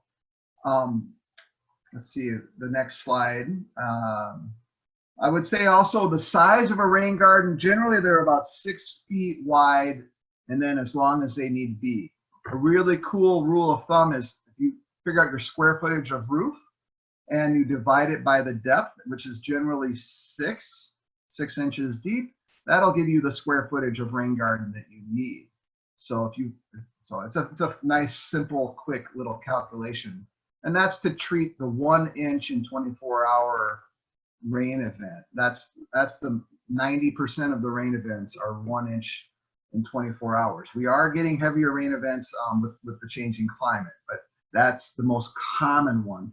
And it's the first flush of stormwater that first flush that has the highest concentration of pollutants. So we're capturing that first flush. All right, let's fly through these real quick. Rain garden installation. I like to use sod kickers to remove the sod for a quick effect. And then digging it out, making sure that that rain garden basin bottom is perfectly flat, leveling it, and then I spread mulch before I plant. And that is also, I like to do the mulch first because we have just uncompacted the soil, and then we're going to be walking on it again to lay out all of our plants, and then you don't want to be compacting that soil, so it distributes the weight of your foot. And then the plants, typically, I like to use plugs or 4-inch, sometimes 1-gallon pots if you want a more immediate effect, but just it takes 3 years, 2 to 3 years for your native plants to fully establish themselves where they're not going to need to be watered. And by the time these little plants grow up, they're all going to be the same size, but these are a fraction of the cost. But I do like to do a mixture because I do like immediate blooms as well. There's the inlet protection right there on the right. Plant spacing. This is an interesting topic of debate amongst designers. Do you design for the mature size of the plants? And, like Joe Pyeweed will get up to 4 feet, 2 feet, 18 inches to 2 feet in diameter, where your prairie smoke will only get about 8 inches. So know how big your plants and trees get in maturity, but we're debating that I think that we want to plant them a little tighter to prevent weed growth because maintenance is going to be an issue. So I am starting to put my plants a little bit closer together. Some plants will die, some will survive, they'll kind of work themselves out, but then the key is that coverage of the soil, and having vegetative coverage is the best. Okay. Do we have the video? Yep, it should be going. We have a video to show you guys. This is an installation. I don't know how well it's going to work on Zoom, quite frankly. But this is an installation in Powderhorn neighborhood. And I'll tell you, it's great to work with friends. Teamwork makes the dream work, people say, right? Many hands makes light work. It's kind of like the old barn raising. And it's a lot of fun. Of course, practice social distancing, wear your mask. Now, we got to be very, very careful right now, this time of year, or this time in our society with COVID-19. But both installing your projects and maintaining your projects, caring for your projects, really, really is nice to work with friends. So that kind of just went through the whole process of how you do it. Here they're installing some inlet protection with rock, and they give it a good water once it's all installed. And you want to make sure that you give it a good drink. And just a word about watering, it's better to water long and deep so that the roots go for the water and they get established much quicker, as opposed to a light watering just the surface. It evaporates, the roots won't get established. So that's important. We recommend 1 inch per week during the establishment period, up to 2 years. But after that, these plants can really fend for themselves. Great, thanks. I did add one more slide to this particular project. You can go to the next one. I wanted to mention karst landscapes when it comes with storm water. In Southwest Minnesota does have a very, very active karst, which is limestone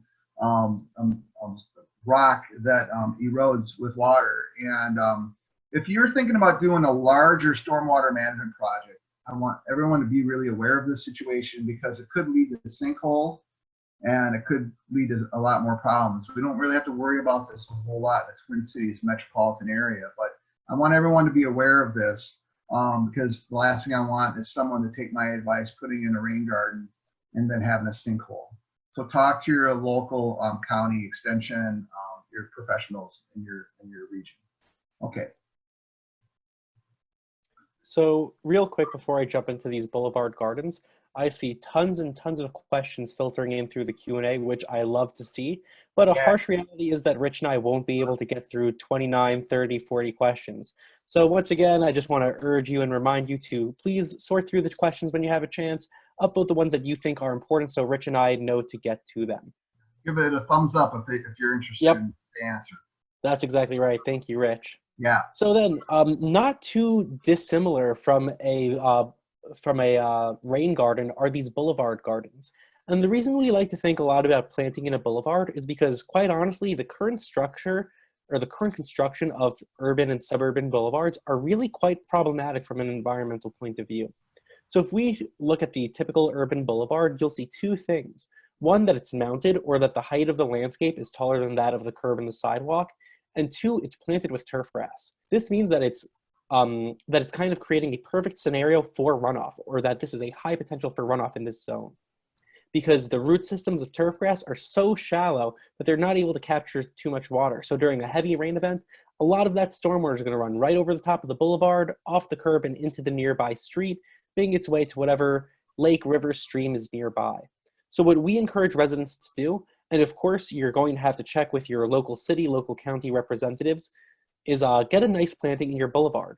The reason I say to check with your local city or county representative is because the boulevard is technically the property of the city, so you have to make sure that it's something that it allows. For example, I know in Minneapolis, the rules are you can do a planting of up to 36 inches in height along the center parts of the boulevard, but only 24 inches in height along a corner. The reason for that is for safety precautions, for drivers, for children running into the street. So they just want to keep things, better safe than sorry. But the reason we encourage you to plant these areas is because if you get native plants into these boulevards and lower the height of them, it'll greatly reduce the risk of runoff, where these native plants have these really dense, deep, complex root systems like Rich showed you in those images before. And if they're pollinator-friendly species, you're also providing some really high-quality forage for our pollinators. So this is kind of like a best of both worlds. You're taking something that was a detriment to our environment, and you're replacing it with something that's going to do a lot of good for our environment, both in terms of water conservation and pollinator conservation. Rich mentioned before that we do a lot of work in North Minneapolis, part of our kind of equity goals. That is, Metro Blooms does a lot of work there.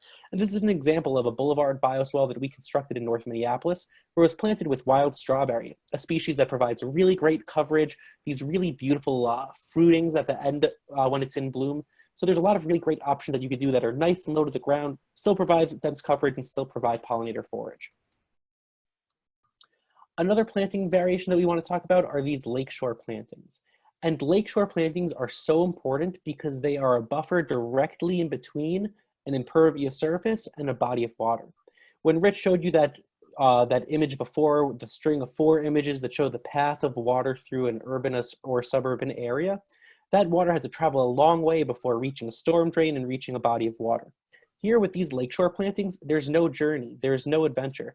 That water goes directly into the lakeshore planting. So what we really want to emphasize here is the importance of getting plants with deep, complex root systems in the ground. Something else that we want you to think about is how its soil differs as you get closer and further away from the body of water. So when you're right up against that body of water, that soil is going to be very moist, it's going to be very wet. So as you select plants, you want to make sure you're choosing plants that are well adapted to these soil conditions, wet adapted plants. As you move further and further away from that body of water, your soil is likely going to be a little bit drier. So think about how these soil conditions change throughout a lakeshore planting and try to pick plant species that are going to be well adapted to those soil conditions. Something else that we would love to talk about is the idea of garden edges. I already saw a couple questions in the Q&A and a couple of chats in the chat box about what if I want to do this planting, but my neighbor is a pain in the you-know-what. They won't understand that this is for pollinators, that this has a lot of benefits. Something that can be really helpful is if you design a planting with really clear edges that show this is where my planting begins, this is where my planting ends, that'll help show your neighbor, no, this isn't a patch of weeds, no, this is not an unkept lawn. This is something that I'm doing on purpose, and I'm actually doing it to benefit our environment, benefit our wildlife. So things like a cut edge where you have a really distinct cut in the grass right before your garden, or even better are hard edges like a brick edge or a sidewalk edge. Those do a really great job of showing clearly this is where my planting begins, this is where my planting ends. I promise this is on purpose. And even if that's not enough on its own, signage is also a really great way to communicate, kind of a little bit more obvious too. For Launched Legumes grant recipients, we do provide signage. We're trying to get that sent out as soon as possible. But you can also purchase signage online or at many local nurseries. I know in Northeast Minneapolis, one of my absolute favorite garden centers, Mother Earth Gardens, carries a really great pollinator-friendly garden sign. But you can also find them on Amazon for $25, $30.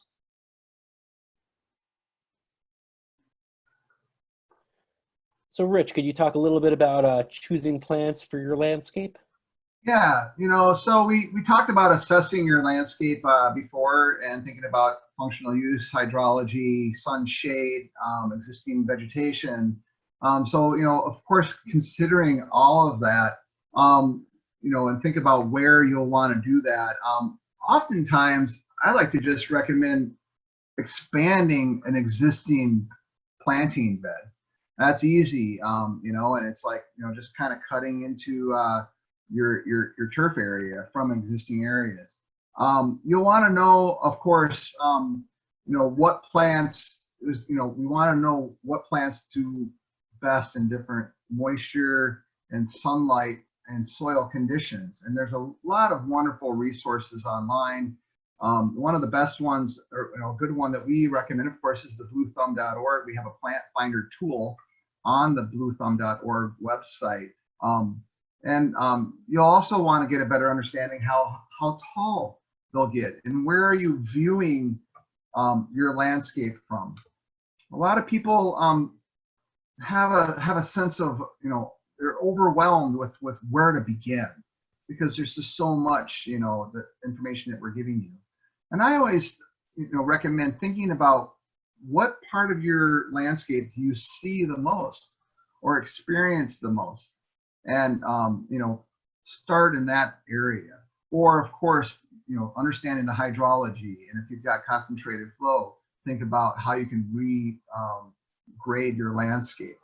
And so then you start building a framework, and then thinking about how you actually plant. And you want, it's like taking a photograph of your family. You want tall people in the back, short people in front. So where are you viewing your landscape from? You want your shorter plants in the front. And that's a good way. And of course, James, how many times have you said you want bloom times throughout the season?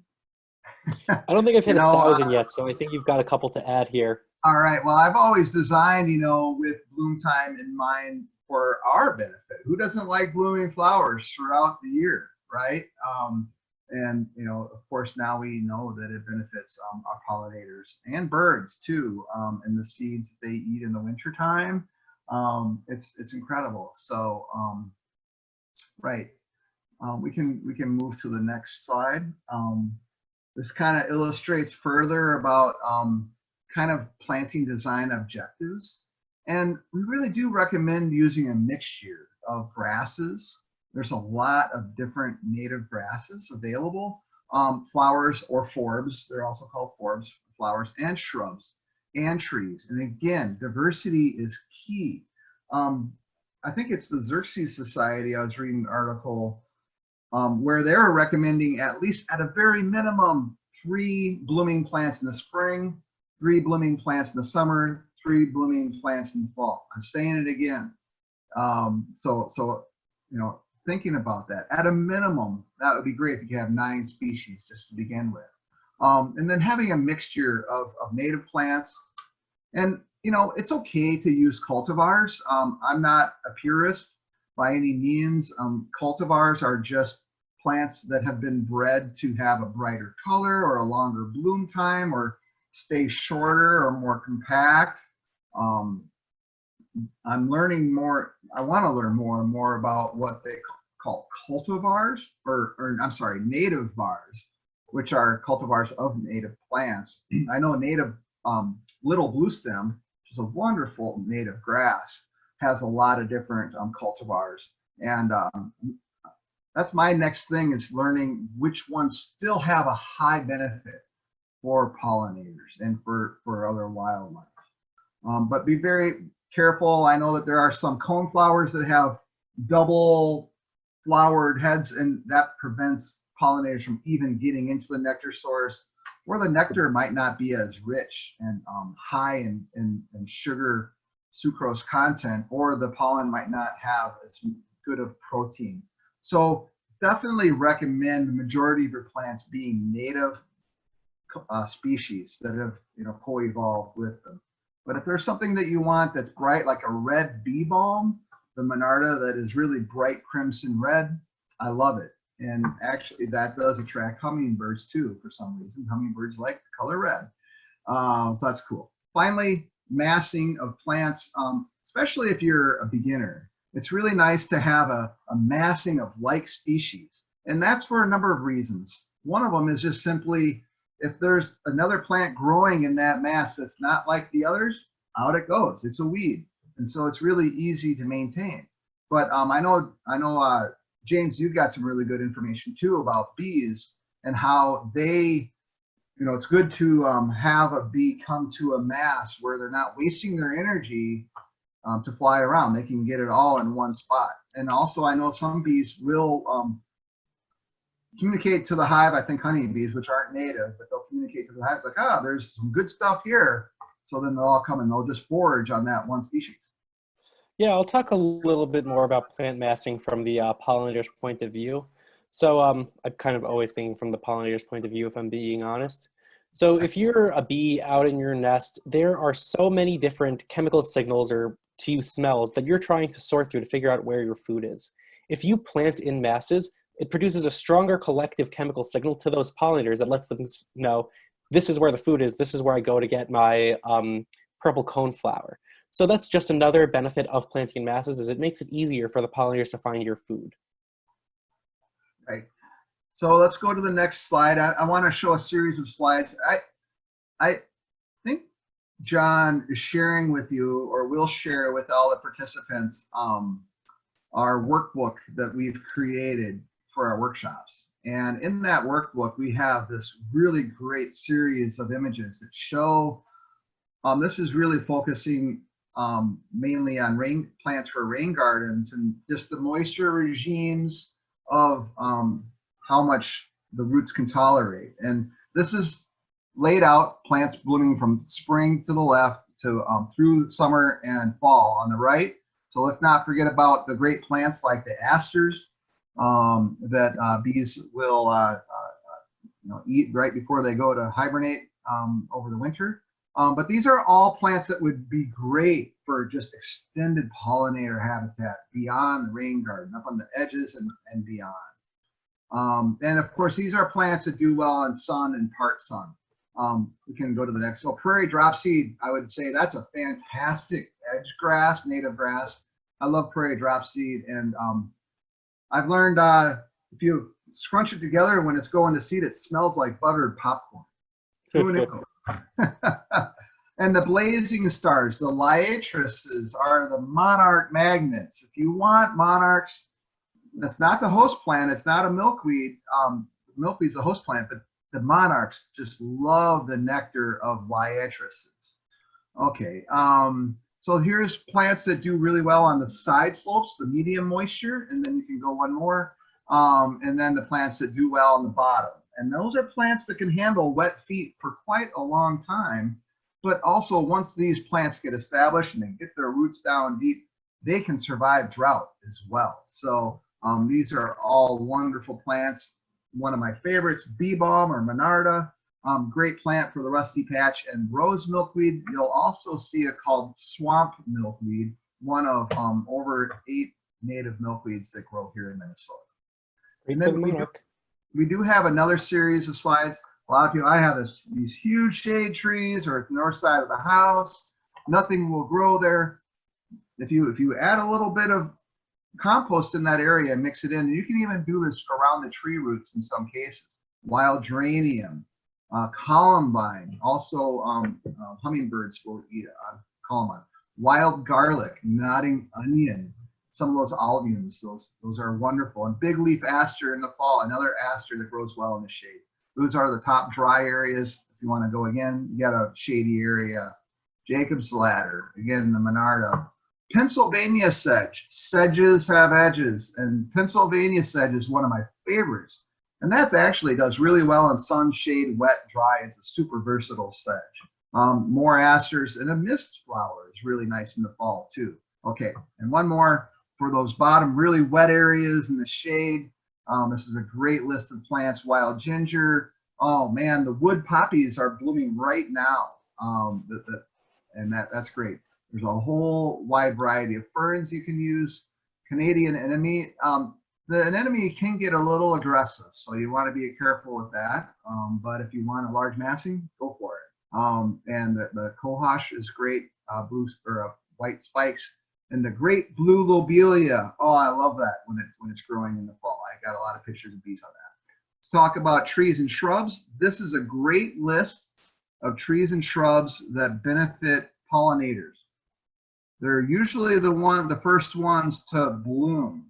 And it's very important, especially for those rusty patch bumblebees that are just coming out of their underground home and are really, really hungry. And the willow is one of the best. So if you have an opportunity to put willow in, please do. And a lot of these trees also provide a lot of other eco services. Here's a great picture of a woodland garden. And again, it just shows how beautiful a shade garden can be. Okay. And something that I also love about this picture that Rich has shared with us is it shows the beauty of planting in layers, where you could have your lower forbs closer to the ground, you could have a shrub that's kind of medium in height, and then those full-grown trees 40, 50, 60 feet in the air. And pollinators will use each of those areas. It'll create some, great root structure below the ground too. I just love this image. Yeah, it's wonderful. I think a pagoda dogwood is in the background, and that's wonderful. So let's talk real quick about trees and shrubs. The right place for the right plants for the right place. Shade trees typically are best to be located on the west side of a house.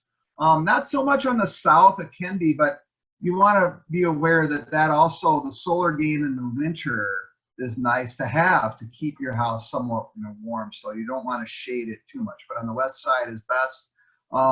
Service berries. I forgot to mention that picture of the blooming service berry, my favorite understory tree, and it does amazing in wet conditions. So maybe if you got a rain garden, you can put a service berry or a river birch in that situation. What if you've got a neighbor that's real close to you and you want to screen it? Put in some columnar trees. There are some cultivars, and that might be a place where a cultivar is appropriate to screen undesirable views. Also arborvitaes or other evergreens and then also evergreens in the northwest of the house in the wintertime. That blocks, of course, prevailing winter winds and can also improve your energy costs for heating your house.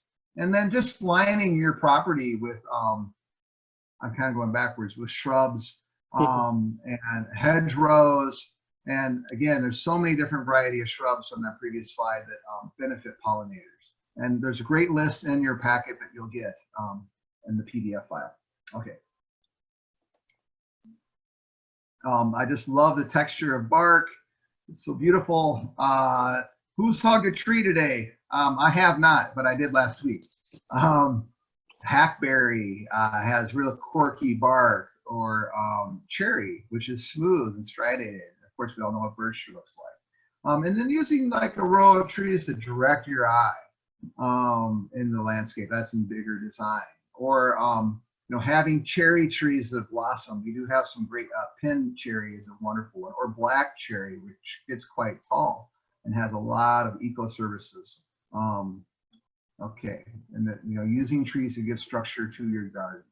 Again, diversity of heights and species is important. Okay. When you plant a tree, you definitely want to dig your hole twice the diameter of the container or ball that it comes in. It's also advised to check the root system and making sure that it's not girdling and winding around. You want to cut those roots off if it is. It's a commonly made mistake to just plop it in a tight hole, and then the roots will just go round and round and kill out that tree. You also want to look for the root flare where it comes out at the bottom and put that level with the grade around it. But dig that hole twice as wide, but not, make sure that the bottom of the container is on solid ground. You don't want to dig it deeper than that because you don't want it to settle over time. And then I do like to mix a little compost into that backfill, and then kind of wet that hole with water, backfill it halfway, wet it again, just get it completely saturated, and then backfill it again, and then put in your mulch. I like to put a ring of double shredded hardwood mulch around the diameter of the tree, but don't make sure that that mulch is not touching the bark because it could cause that to rot. And so you want to create a little saucer around that. Okay. Something that I've heard Rich say 1,000 times is we want to make mulch donuts where the mulch is around the bark and not mulch volcanoes where you pile the mulch into the bark. If there's something that I know will stick with me that he says, it's that. Yeah. Yep. So if you were one of pollinator lawns, real quick though, I'm going to just say absolutely. it one last time. Make sure that you know the size of your tree, your shade tree, your understory, and all of the plants that you choose. And make sure that you're not putting a large tree right next to a house. If it's going to get a 60-foot diameter like a big maple, keep it at least 30 feet away, if not further from your house. All right. Yeah, so if you were one of the individuals that was asking about a pollinator lawn or a clover lawn before, this is kind of your time to shine because now we're going to talk about pollinator lawns and how to get them established on your landscape. So earlier I said that you want to think about the right planting type for your landscape. And there are many individuals that like the aesthetics associated with turfgrass or the recreation associated with turfgrass, but you might still want to do your part and put some forage in there to support native bees. And that's really where these pollinator lawns are a wonderful option. Where all a pollinator lawn is it's a mixture of ideally fine fescue. They can work with Kentucky bluegrass as well, but fine fescue is a little bit of a more low input option. But it's a mixture of fine fescue and at least these three blooming species primarily. Self-heal, Prunella vulgaris, a beautiful native species. Dutch white clover, a non-native that provides tremendous value to our pollinators. And creeping thyme, also a non-native, but a really great gardening flower to utilize. And we want to give you a little bit of an example on how to get these installed. So note what I'm talking about now is an overseeding example or dropping flower seed into a pre-existing lawn. And this is only going to work if you have a healthy lawn. If you have a lawn that's overrun by weeds and creeping Charlie, this is really not going to work too well. So keep in mind, this is going to work best in a healthy lawn. So the first step is to mow your lawn as short as possible. After you do that mowing event, you want to rake away the clippings. The reason you're doing these first two steps is to expose as much soil as possible before you drop that seed. Remember, we want to drop our seed and get it to land in the soil where it can germinate. We don't want it to get all caught up in the turf grass where it's never going to hit the ground. After we've done that, we want to spread the seed. And if you do a light raking to make sure it gets into the ground, that'll even further improve your germination rates. After this, you want to keep that area moist. Like Rich said before, if you could do some deep watering, that is for the best. What's great about these is after you see plant germination, you can really cut back on watering. Maybe water once a week, once every 2 weeks, really only when we're in periods of drought, because these are some really nice drought-resistant plants that we're using in this lawn, whether it be the grass seed or the flowers. In terms of maintenance, you can keep things mostly the same. You can still mow. You can actually water even less than you were before. What we ask you to do is just simply change the height of your mower blades. Where if you were mowing from 3 inches down to 2 inches, now we would ask you to raise that mower height to 3 inches. So you're going to let your grass grow out to 4.5 inches in height and cut back to 3. Also, remember, please do not apply herbicides to these surfaces. We're no longer thinking of lawn flowers as weeds. We're thinking of them as bee food. If you see something that you really can't stand, maybe like an English plantain, try and hand weed those. On the complete opposite end of the spectrum, that is relative to the pollinator lawn, is the pollinator meadow. So rather than having an area where we could still have recreation, still have a picnic, similar to what we're used to, a pollinator meadow, we're basically saying, I'm turning my lawn into a restored prairie. It's going to be beautiful. It's going to be great for our pollinators, great for our ecosystem, but you do have to understand you're not going to have that same potential for recreation. So when we install these, we don't want to, have delusions of grandeur and tell you to just go convert 1,000 square feet at once, an acre at once. We want you to think of this as installing kind of a series of native pocket plantings, where maybe once a week or once every couple of weeks, you do 50 square feet, 100 square feet. You just kind of repurpose a section of your lawn continuously over time until you have this large continuous planting. Something wonderful about pollinator meadows is the larger the size of a planting, the greater the diversity of pollinators you'll see within it. So as you consider to add to your planting and make it larger, it'll be even better for your pollinators. If you do want to do this all at once, we still promote organic site preparation in the form of sheet mulching and solarization. And in terms of actually sourcing plants for this, we like to recommend using a mixture of seeds, plugs, and larger plants. The seeds are going to be the most cost-effective option, but they take the longest to get established. The larger plants are on the opposite end, where they're a little bit more expensive, but they'll give you some instant blooms. And the plugs are right in the middle, where they'll establish, they'll establish after maybe 1 or 2 years, but they're a little more cost-effective than the larger plants, and they'll bloom a little bit more quickly than the seedlings. So we mentioned before that maintenance and land care and really just loving and being aware of your plants is a primary pillar of this program. So we do want to take a little bit of time to talk about maintenance and plant, especially during plant establishment. So plant establishment is the most critical phase to apply that maintenance. Once your native plants are fully established and mature, they'll really be mostly self-sufficient, but as they're getting established, they're really going to need your help. So what we want you to remember is to water, especially during dry periods. We'll say at least 1 inch per week, but if you're out there 2 or 3 times per week, that'll give you an even greater odds of success with your new planting. We want you to pull weeds, and we want you to pull them often if you can. And remember, it's much easier if you get them while they're small. Those 3 images below are 3 different images of Siberian elm. I think it goes without saying which one you would rather pull. We of course want you to keep your plantings clear of debris and keep a good eye on your mulch and your plants and replace them as needed.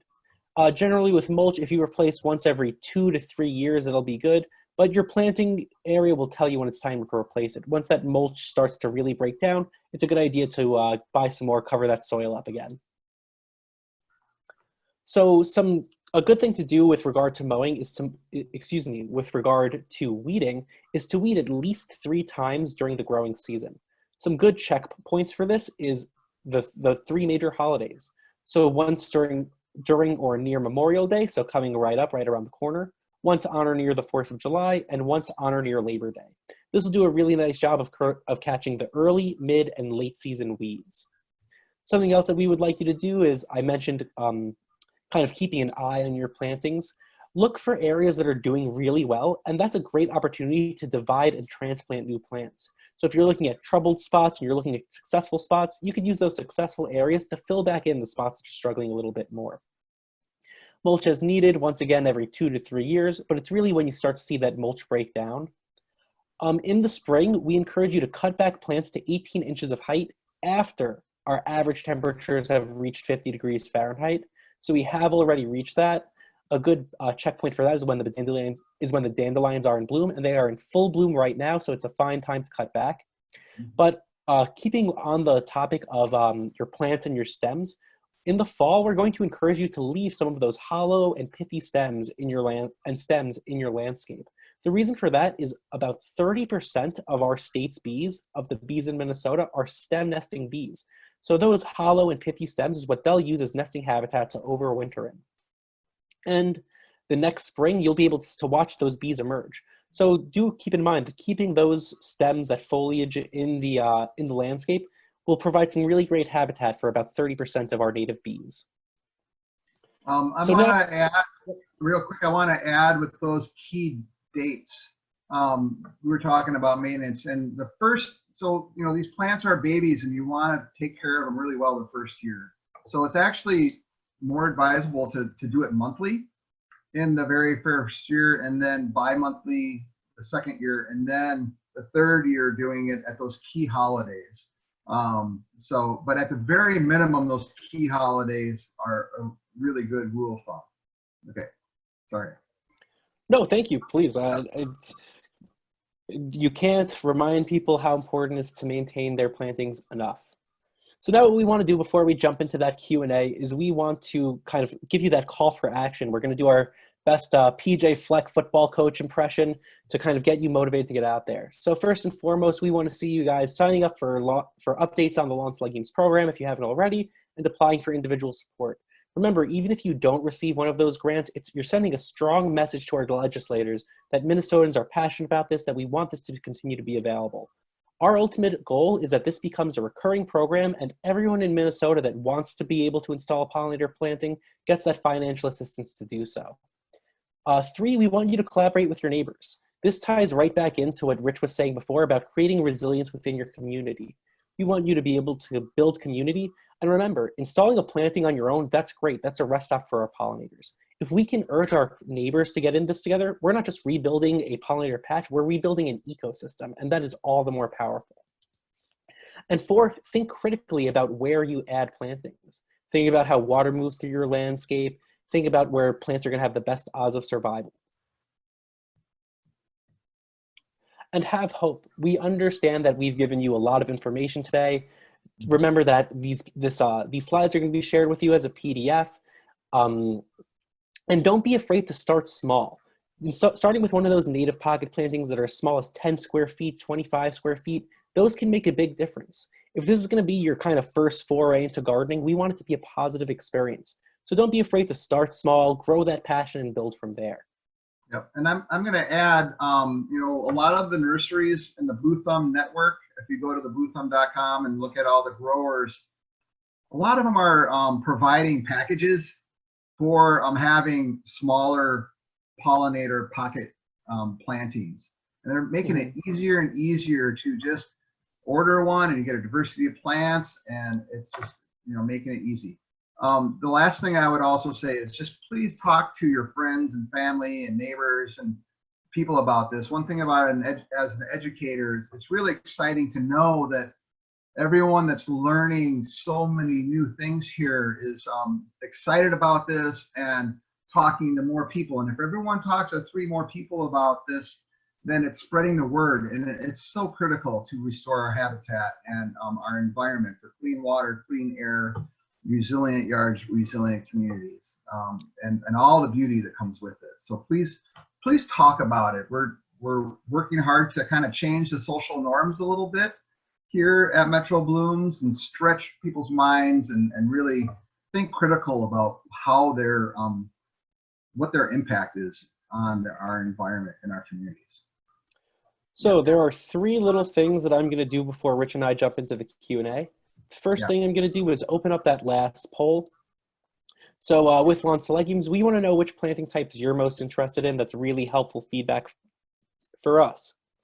The second thing that I'm going to do is I'm going to talk about some resources that we have in the slides. These are resources that Rich and I aren't going to fully talk about today, but I want you to be aware of them because remember, we're sharing this PowerPoint with you, and there's some even more magic, you could say, in these slides. So what we're including are some additional resources specifically for those of you from southeastern Minnesota. So we want you to be aware of things of like, who can I contact for local grant opportunities? Where are some local nurseries I could source plants from? How do I get in contact with my local SWCD, Soil and Water Conservation District? So we'll start off with a little example of Houston County. I wanted to include a little bit of the beauty of each of these counties. So here's an image from Beaver Creek Valley State Park. And I wanted to put you in contact and remember, so these slides are going to be pretty much mirrored for every single county in southeastern Minnesota. So I'm only going to show Houston County today, but regardless of which county you're in, these slides are going to exist for your county in southeastern Minnesota.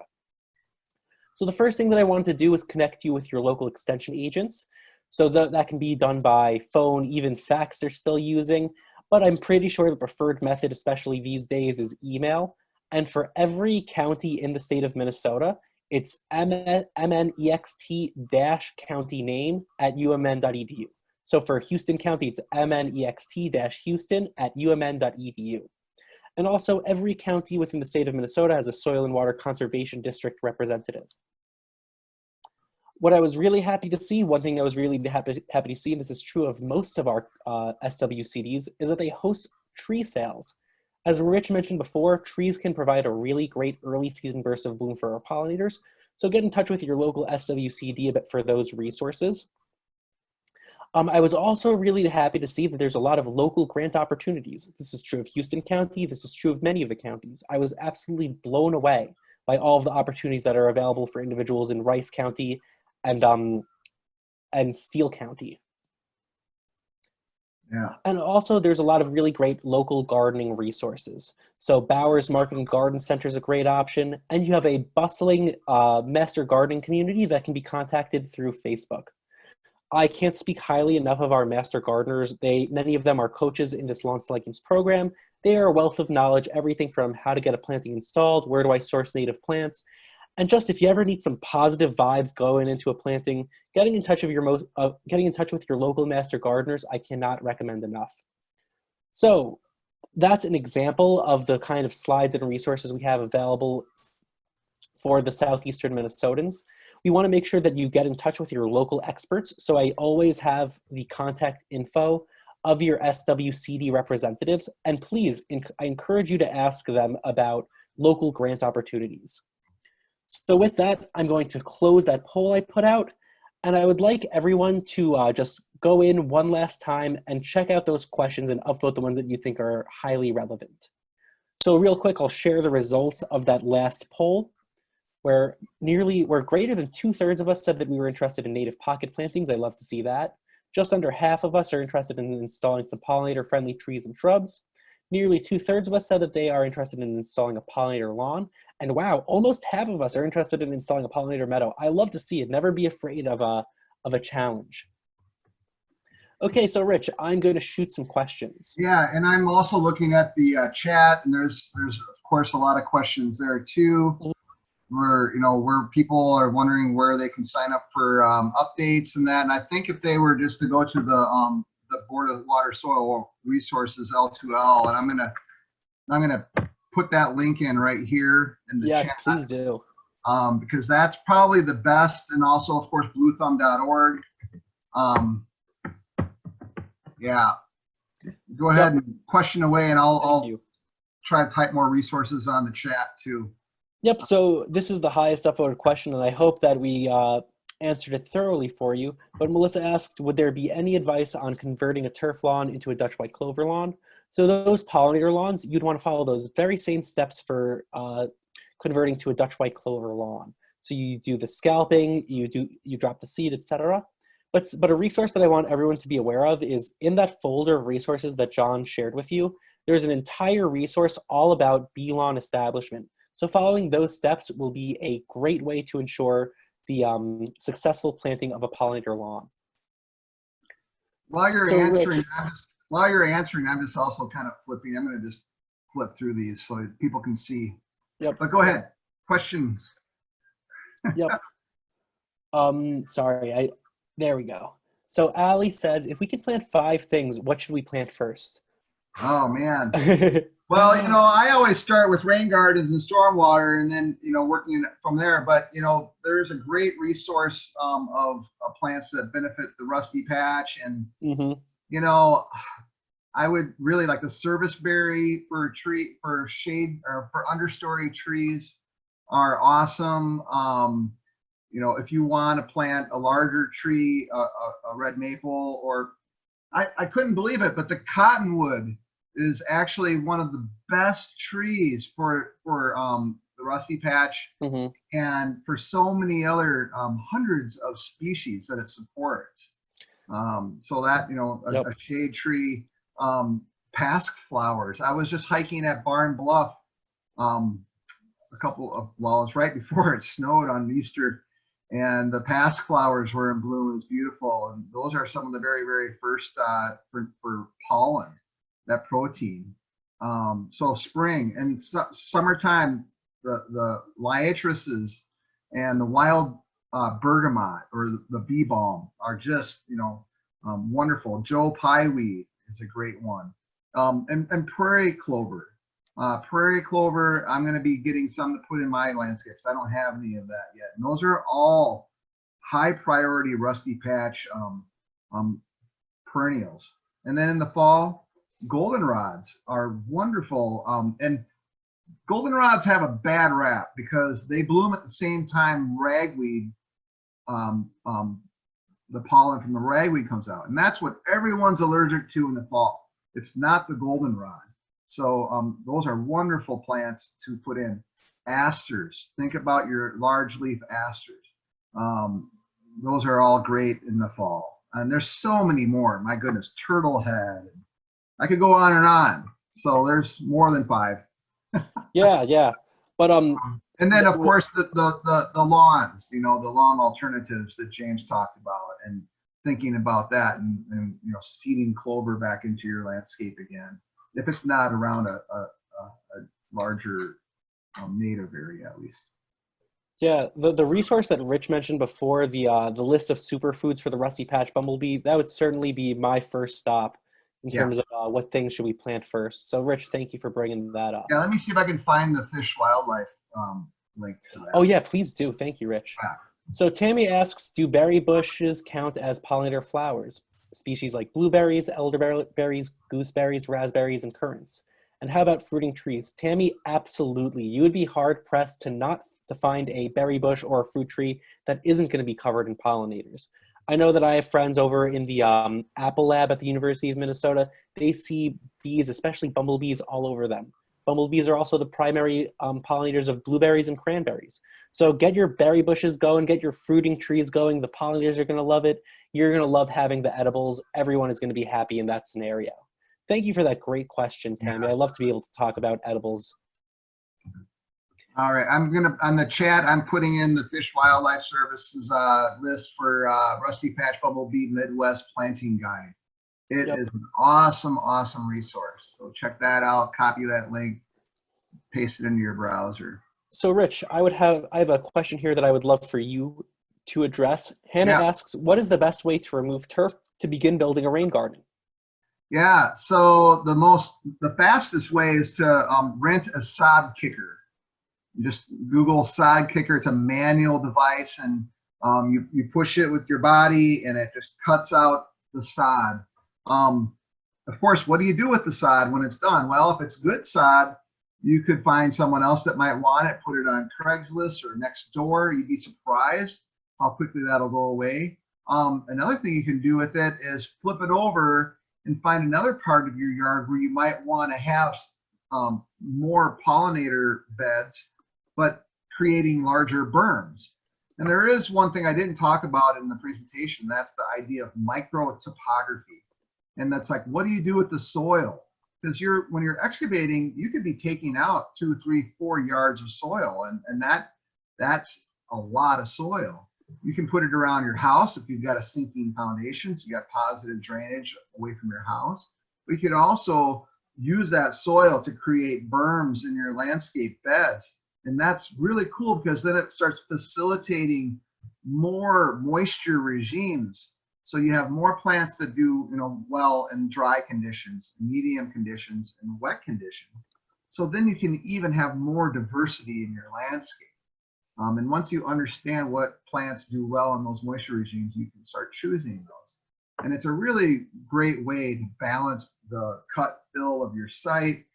And you can use your sod at the bottom of those berms, and just, that'll organic will just decompose. And then eventually those roots are going to find that stuff and eat it up for plant food. Good question. That was a great question. So Rich, I'm going to give you another one from Hannah. I'll give her a couple options, but your wealth of knowledge is a bit deeper than mine here. What are some recommended plants for a shaded rain garden? I know that you know what? I'm going to leave this to you. I was going to say Canadian anemone, but it's so darn aggressive. I'll let you choose here.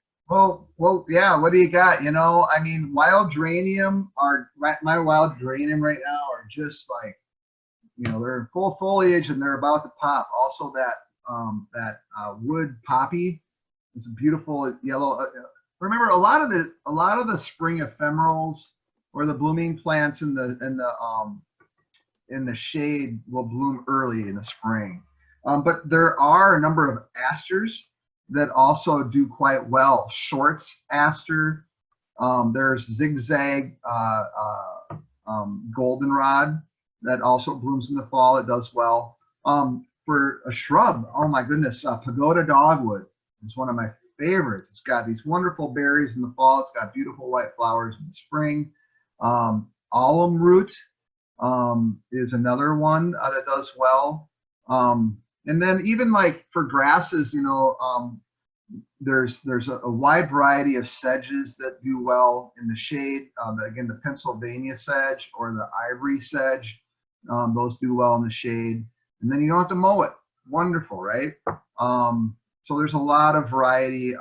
One last one, the Ohio spiderwort. It gets a little bit of sunlight, it does well. And it's such a cool plant because it opens up and closes every day.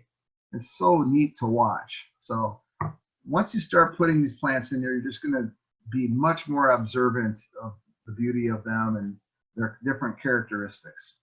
Great question. Yep. So now we've A lot got 2 questions here back to back that I may have already covered, but I'll just cover it quickly again. 2 individuals asking about Creeping Charlie. And just real quick, Creeping Charlie is like the Whopper, the Big Mac of flowers, where just because bees go to it, it doesn't mean it's nutritious for them. So I would say if you can, replace it with a different flower, something with more consistent rewards, you know, better nectar and pollen, like a Dutch white clover or a self-heal or a creeping thyme. But if you can't get it out, it's the only thing you can get into your lawn area, then, you know, you'll just have to live with it there, and bees will visit it. Allie, you also asked about violets. Violets are actually a great species, not necessarily for bees, but for our butterflies. So butterflies and moths and skippers love the violets. Bees use it a little bit, but I would absolutely keep and encourage violets in the lawn. Skippers, butterflies, etc. will thank you. I'm going to type in the on the chat a bunch of the shade plants that I mentioned. Someone was asking about that. Fantastic. Someone else, yeah. Presentation. Can't help but shout out Steele County Free Fair in the presentation. Yeah. Boy, I hope we have county, state fair, or county fairs this summer and fall. You and me both. Shame if we didn't, but boy, we got to be careful. We really got to be careful. Okay. All right, ginger, wild ginger. I didn't mention that one. So,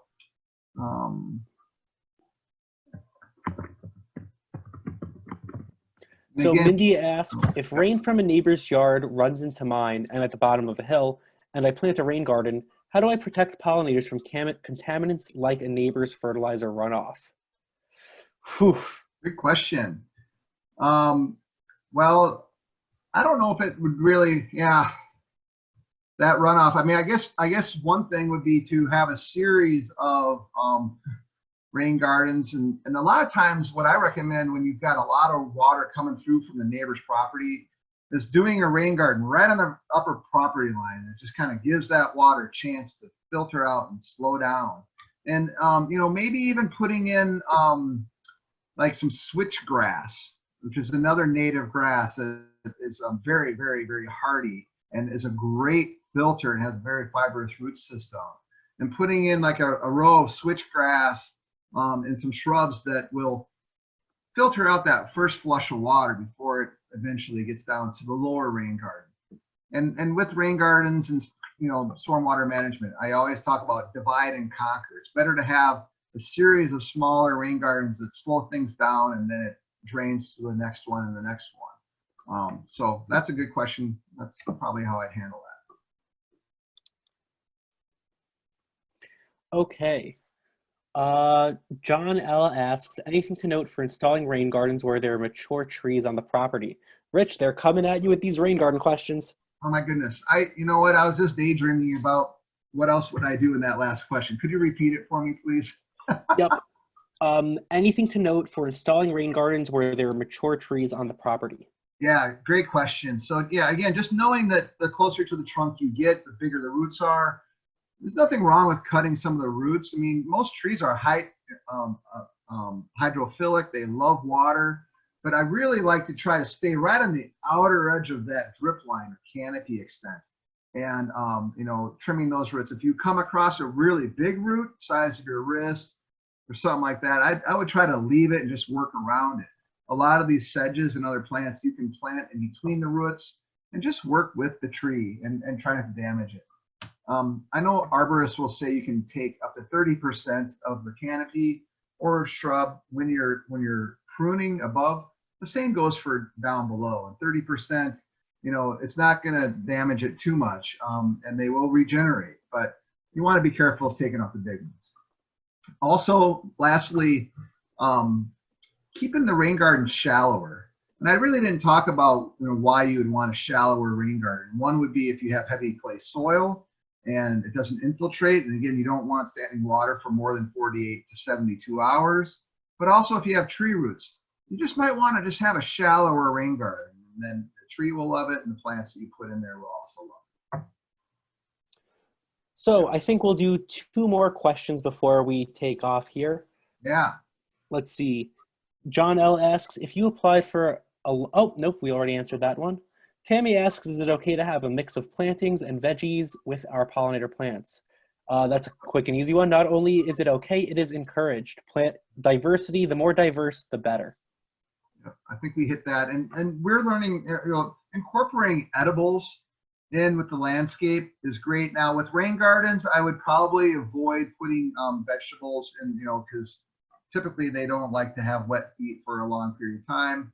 And also if you're capturing stormwater from a roof, or especially if you park like a parking lot or some other impervious surface that has autos and that, I wouldn't recommend it. It has pollutants in it, but the surrounding landscape beds, incorporating edibles throughout it is fantastic. Oh, Allie asked a question that I promised I would ask before when I saw it in the chat window. She said, how do I identify the rusty patch bumblebee from all other bees? So what I'm going to do is I'm going to jump to a picture of it real quick, but I'm also going to point you in the direction of some really neat applications you can use here. So don't worry, I'm going to share my screen again in just a second. I just have to get back to the right slide all the way at the beginning of our presentation, and then I'll talk about how to identify this species. Okay, so you can all see my screen again. And now we're looking at a picture of the rusty patch bumblebee. What I want you to focus on are those 2 bands of yellow. And in between it, you see that orangish, brownish patch, or that rusty colored patch. So when you're looking at a bumblebee, if you see those 2 bands of yellow with a brownish patch in between, that's a good sign that you're looking at a rusty patch bumblebee. But even better than that is simply if you take a picture on your phone and you submit it to either bumblebeewatch.org or iNaturalist. Those are 2 websites that do crowdsource identification. If you download the Bumblebee Watch app in particular and send them pictures of bumblebees, they'll identify the species for you. So that would be the route I would recommend. Let's see, I see a lot of people talking in the chat here. I just added the link again. Great. Wonderful link from the Midwest Region Endangered Species, U.S. Fish Wildlife Service. It's got a great description of everything you just mentioned. I still haven't found one yet, so I'm going to be, and I'm really, boy, they really buzz around pretty fast. It's like they sure do. So, all right. Okay, I'll do 2 more very quick because they're quick ones. Do bees nest under mulch? If you use the double shredded fine wood mulch, probably not. If you really want to try and allow bees to shred underneath a mulched area, what you could use is smaller rocks rather than drywood mulch. Bees can supposedly get between the cracks there, but me personally, I like to have an isolated area for plants and a completely separate area for nesting. So I like to keep them separate, but if you really want to allow bees to nest underneath, then try and use rocks instead. And Joy Frevel asks, why do you not recommend an entirely clover lawn? We're looking to plant a micro clover lawn. We have a lot of ground ivy as well. Do we need to plant grass as well? And if so, what kind? The reason I generally don't recommend planting solely clover is for 2 reasons. One, in a lawn, you want to be able to ensure really dense coverage of plants to reduce runoff. If you're able to buy the clover in enough quantity and plant it such that it's going to get dense coverage, then you can go and have a full clover lawn. But this ties right into the second reason that I'm a little hesitant. That can be a pretty darn expensive process. That would be a lot of clover seed. So if you can ensure density and you can afford it, go for it. But otherwise, it could be a little bit difficult. Okay, so I believe that is everything Rich and I are going to cover today. If there are any absolute last-second things you want me to talk about, you can put it in the chat and I'll talk to it. But otherwise, Rich and I are going to head out. Thank you so much for letting us have your time today. Yeah, thanks for sticking around for all this time. And we love talking about this. And hopefully, you'll seek out the answers to your questions. It's all out there, and talk to other professionals and people working in this growing and so very important industry for the health of our planet and everyone and every being that is living on it. So thank you so much for being with us. Jeffrey, we're working on connecting grantees with coaches right now. I mean, earlier today we were doing it. So hopefully within the next 2 weeks, you'll be connected with your coach. Okay, so Rice County was the absolute last county that I worked on through these slides. If you're with us from Southeast Minnesota, I encourage you to access the PDF of these slides, look through the slides that were specific to you and your county, and really contact those local experts to get things going. Okay, thank you and take care. Have a nice evening. All right.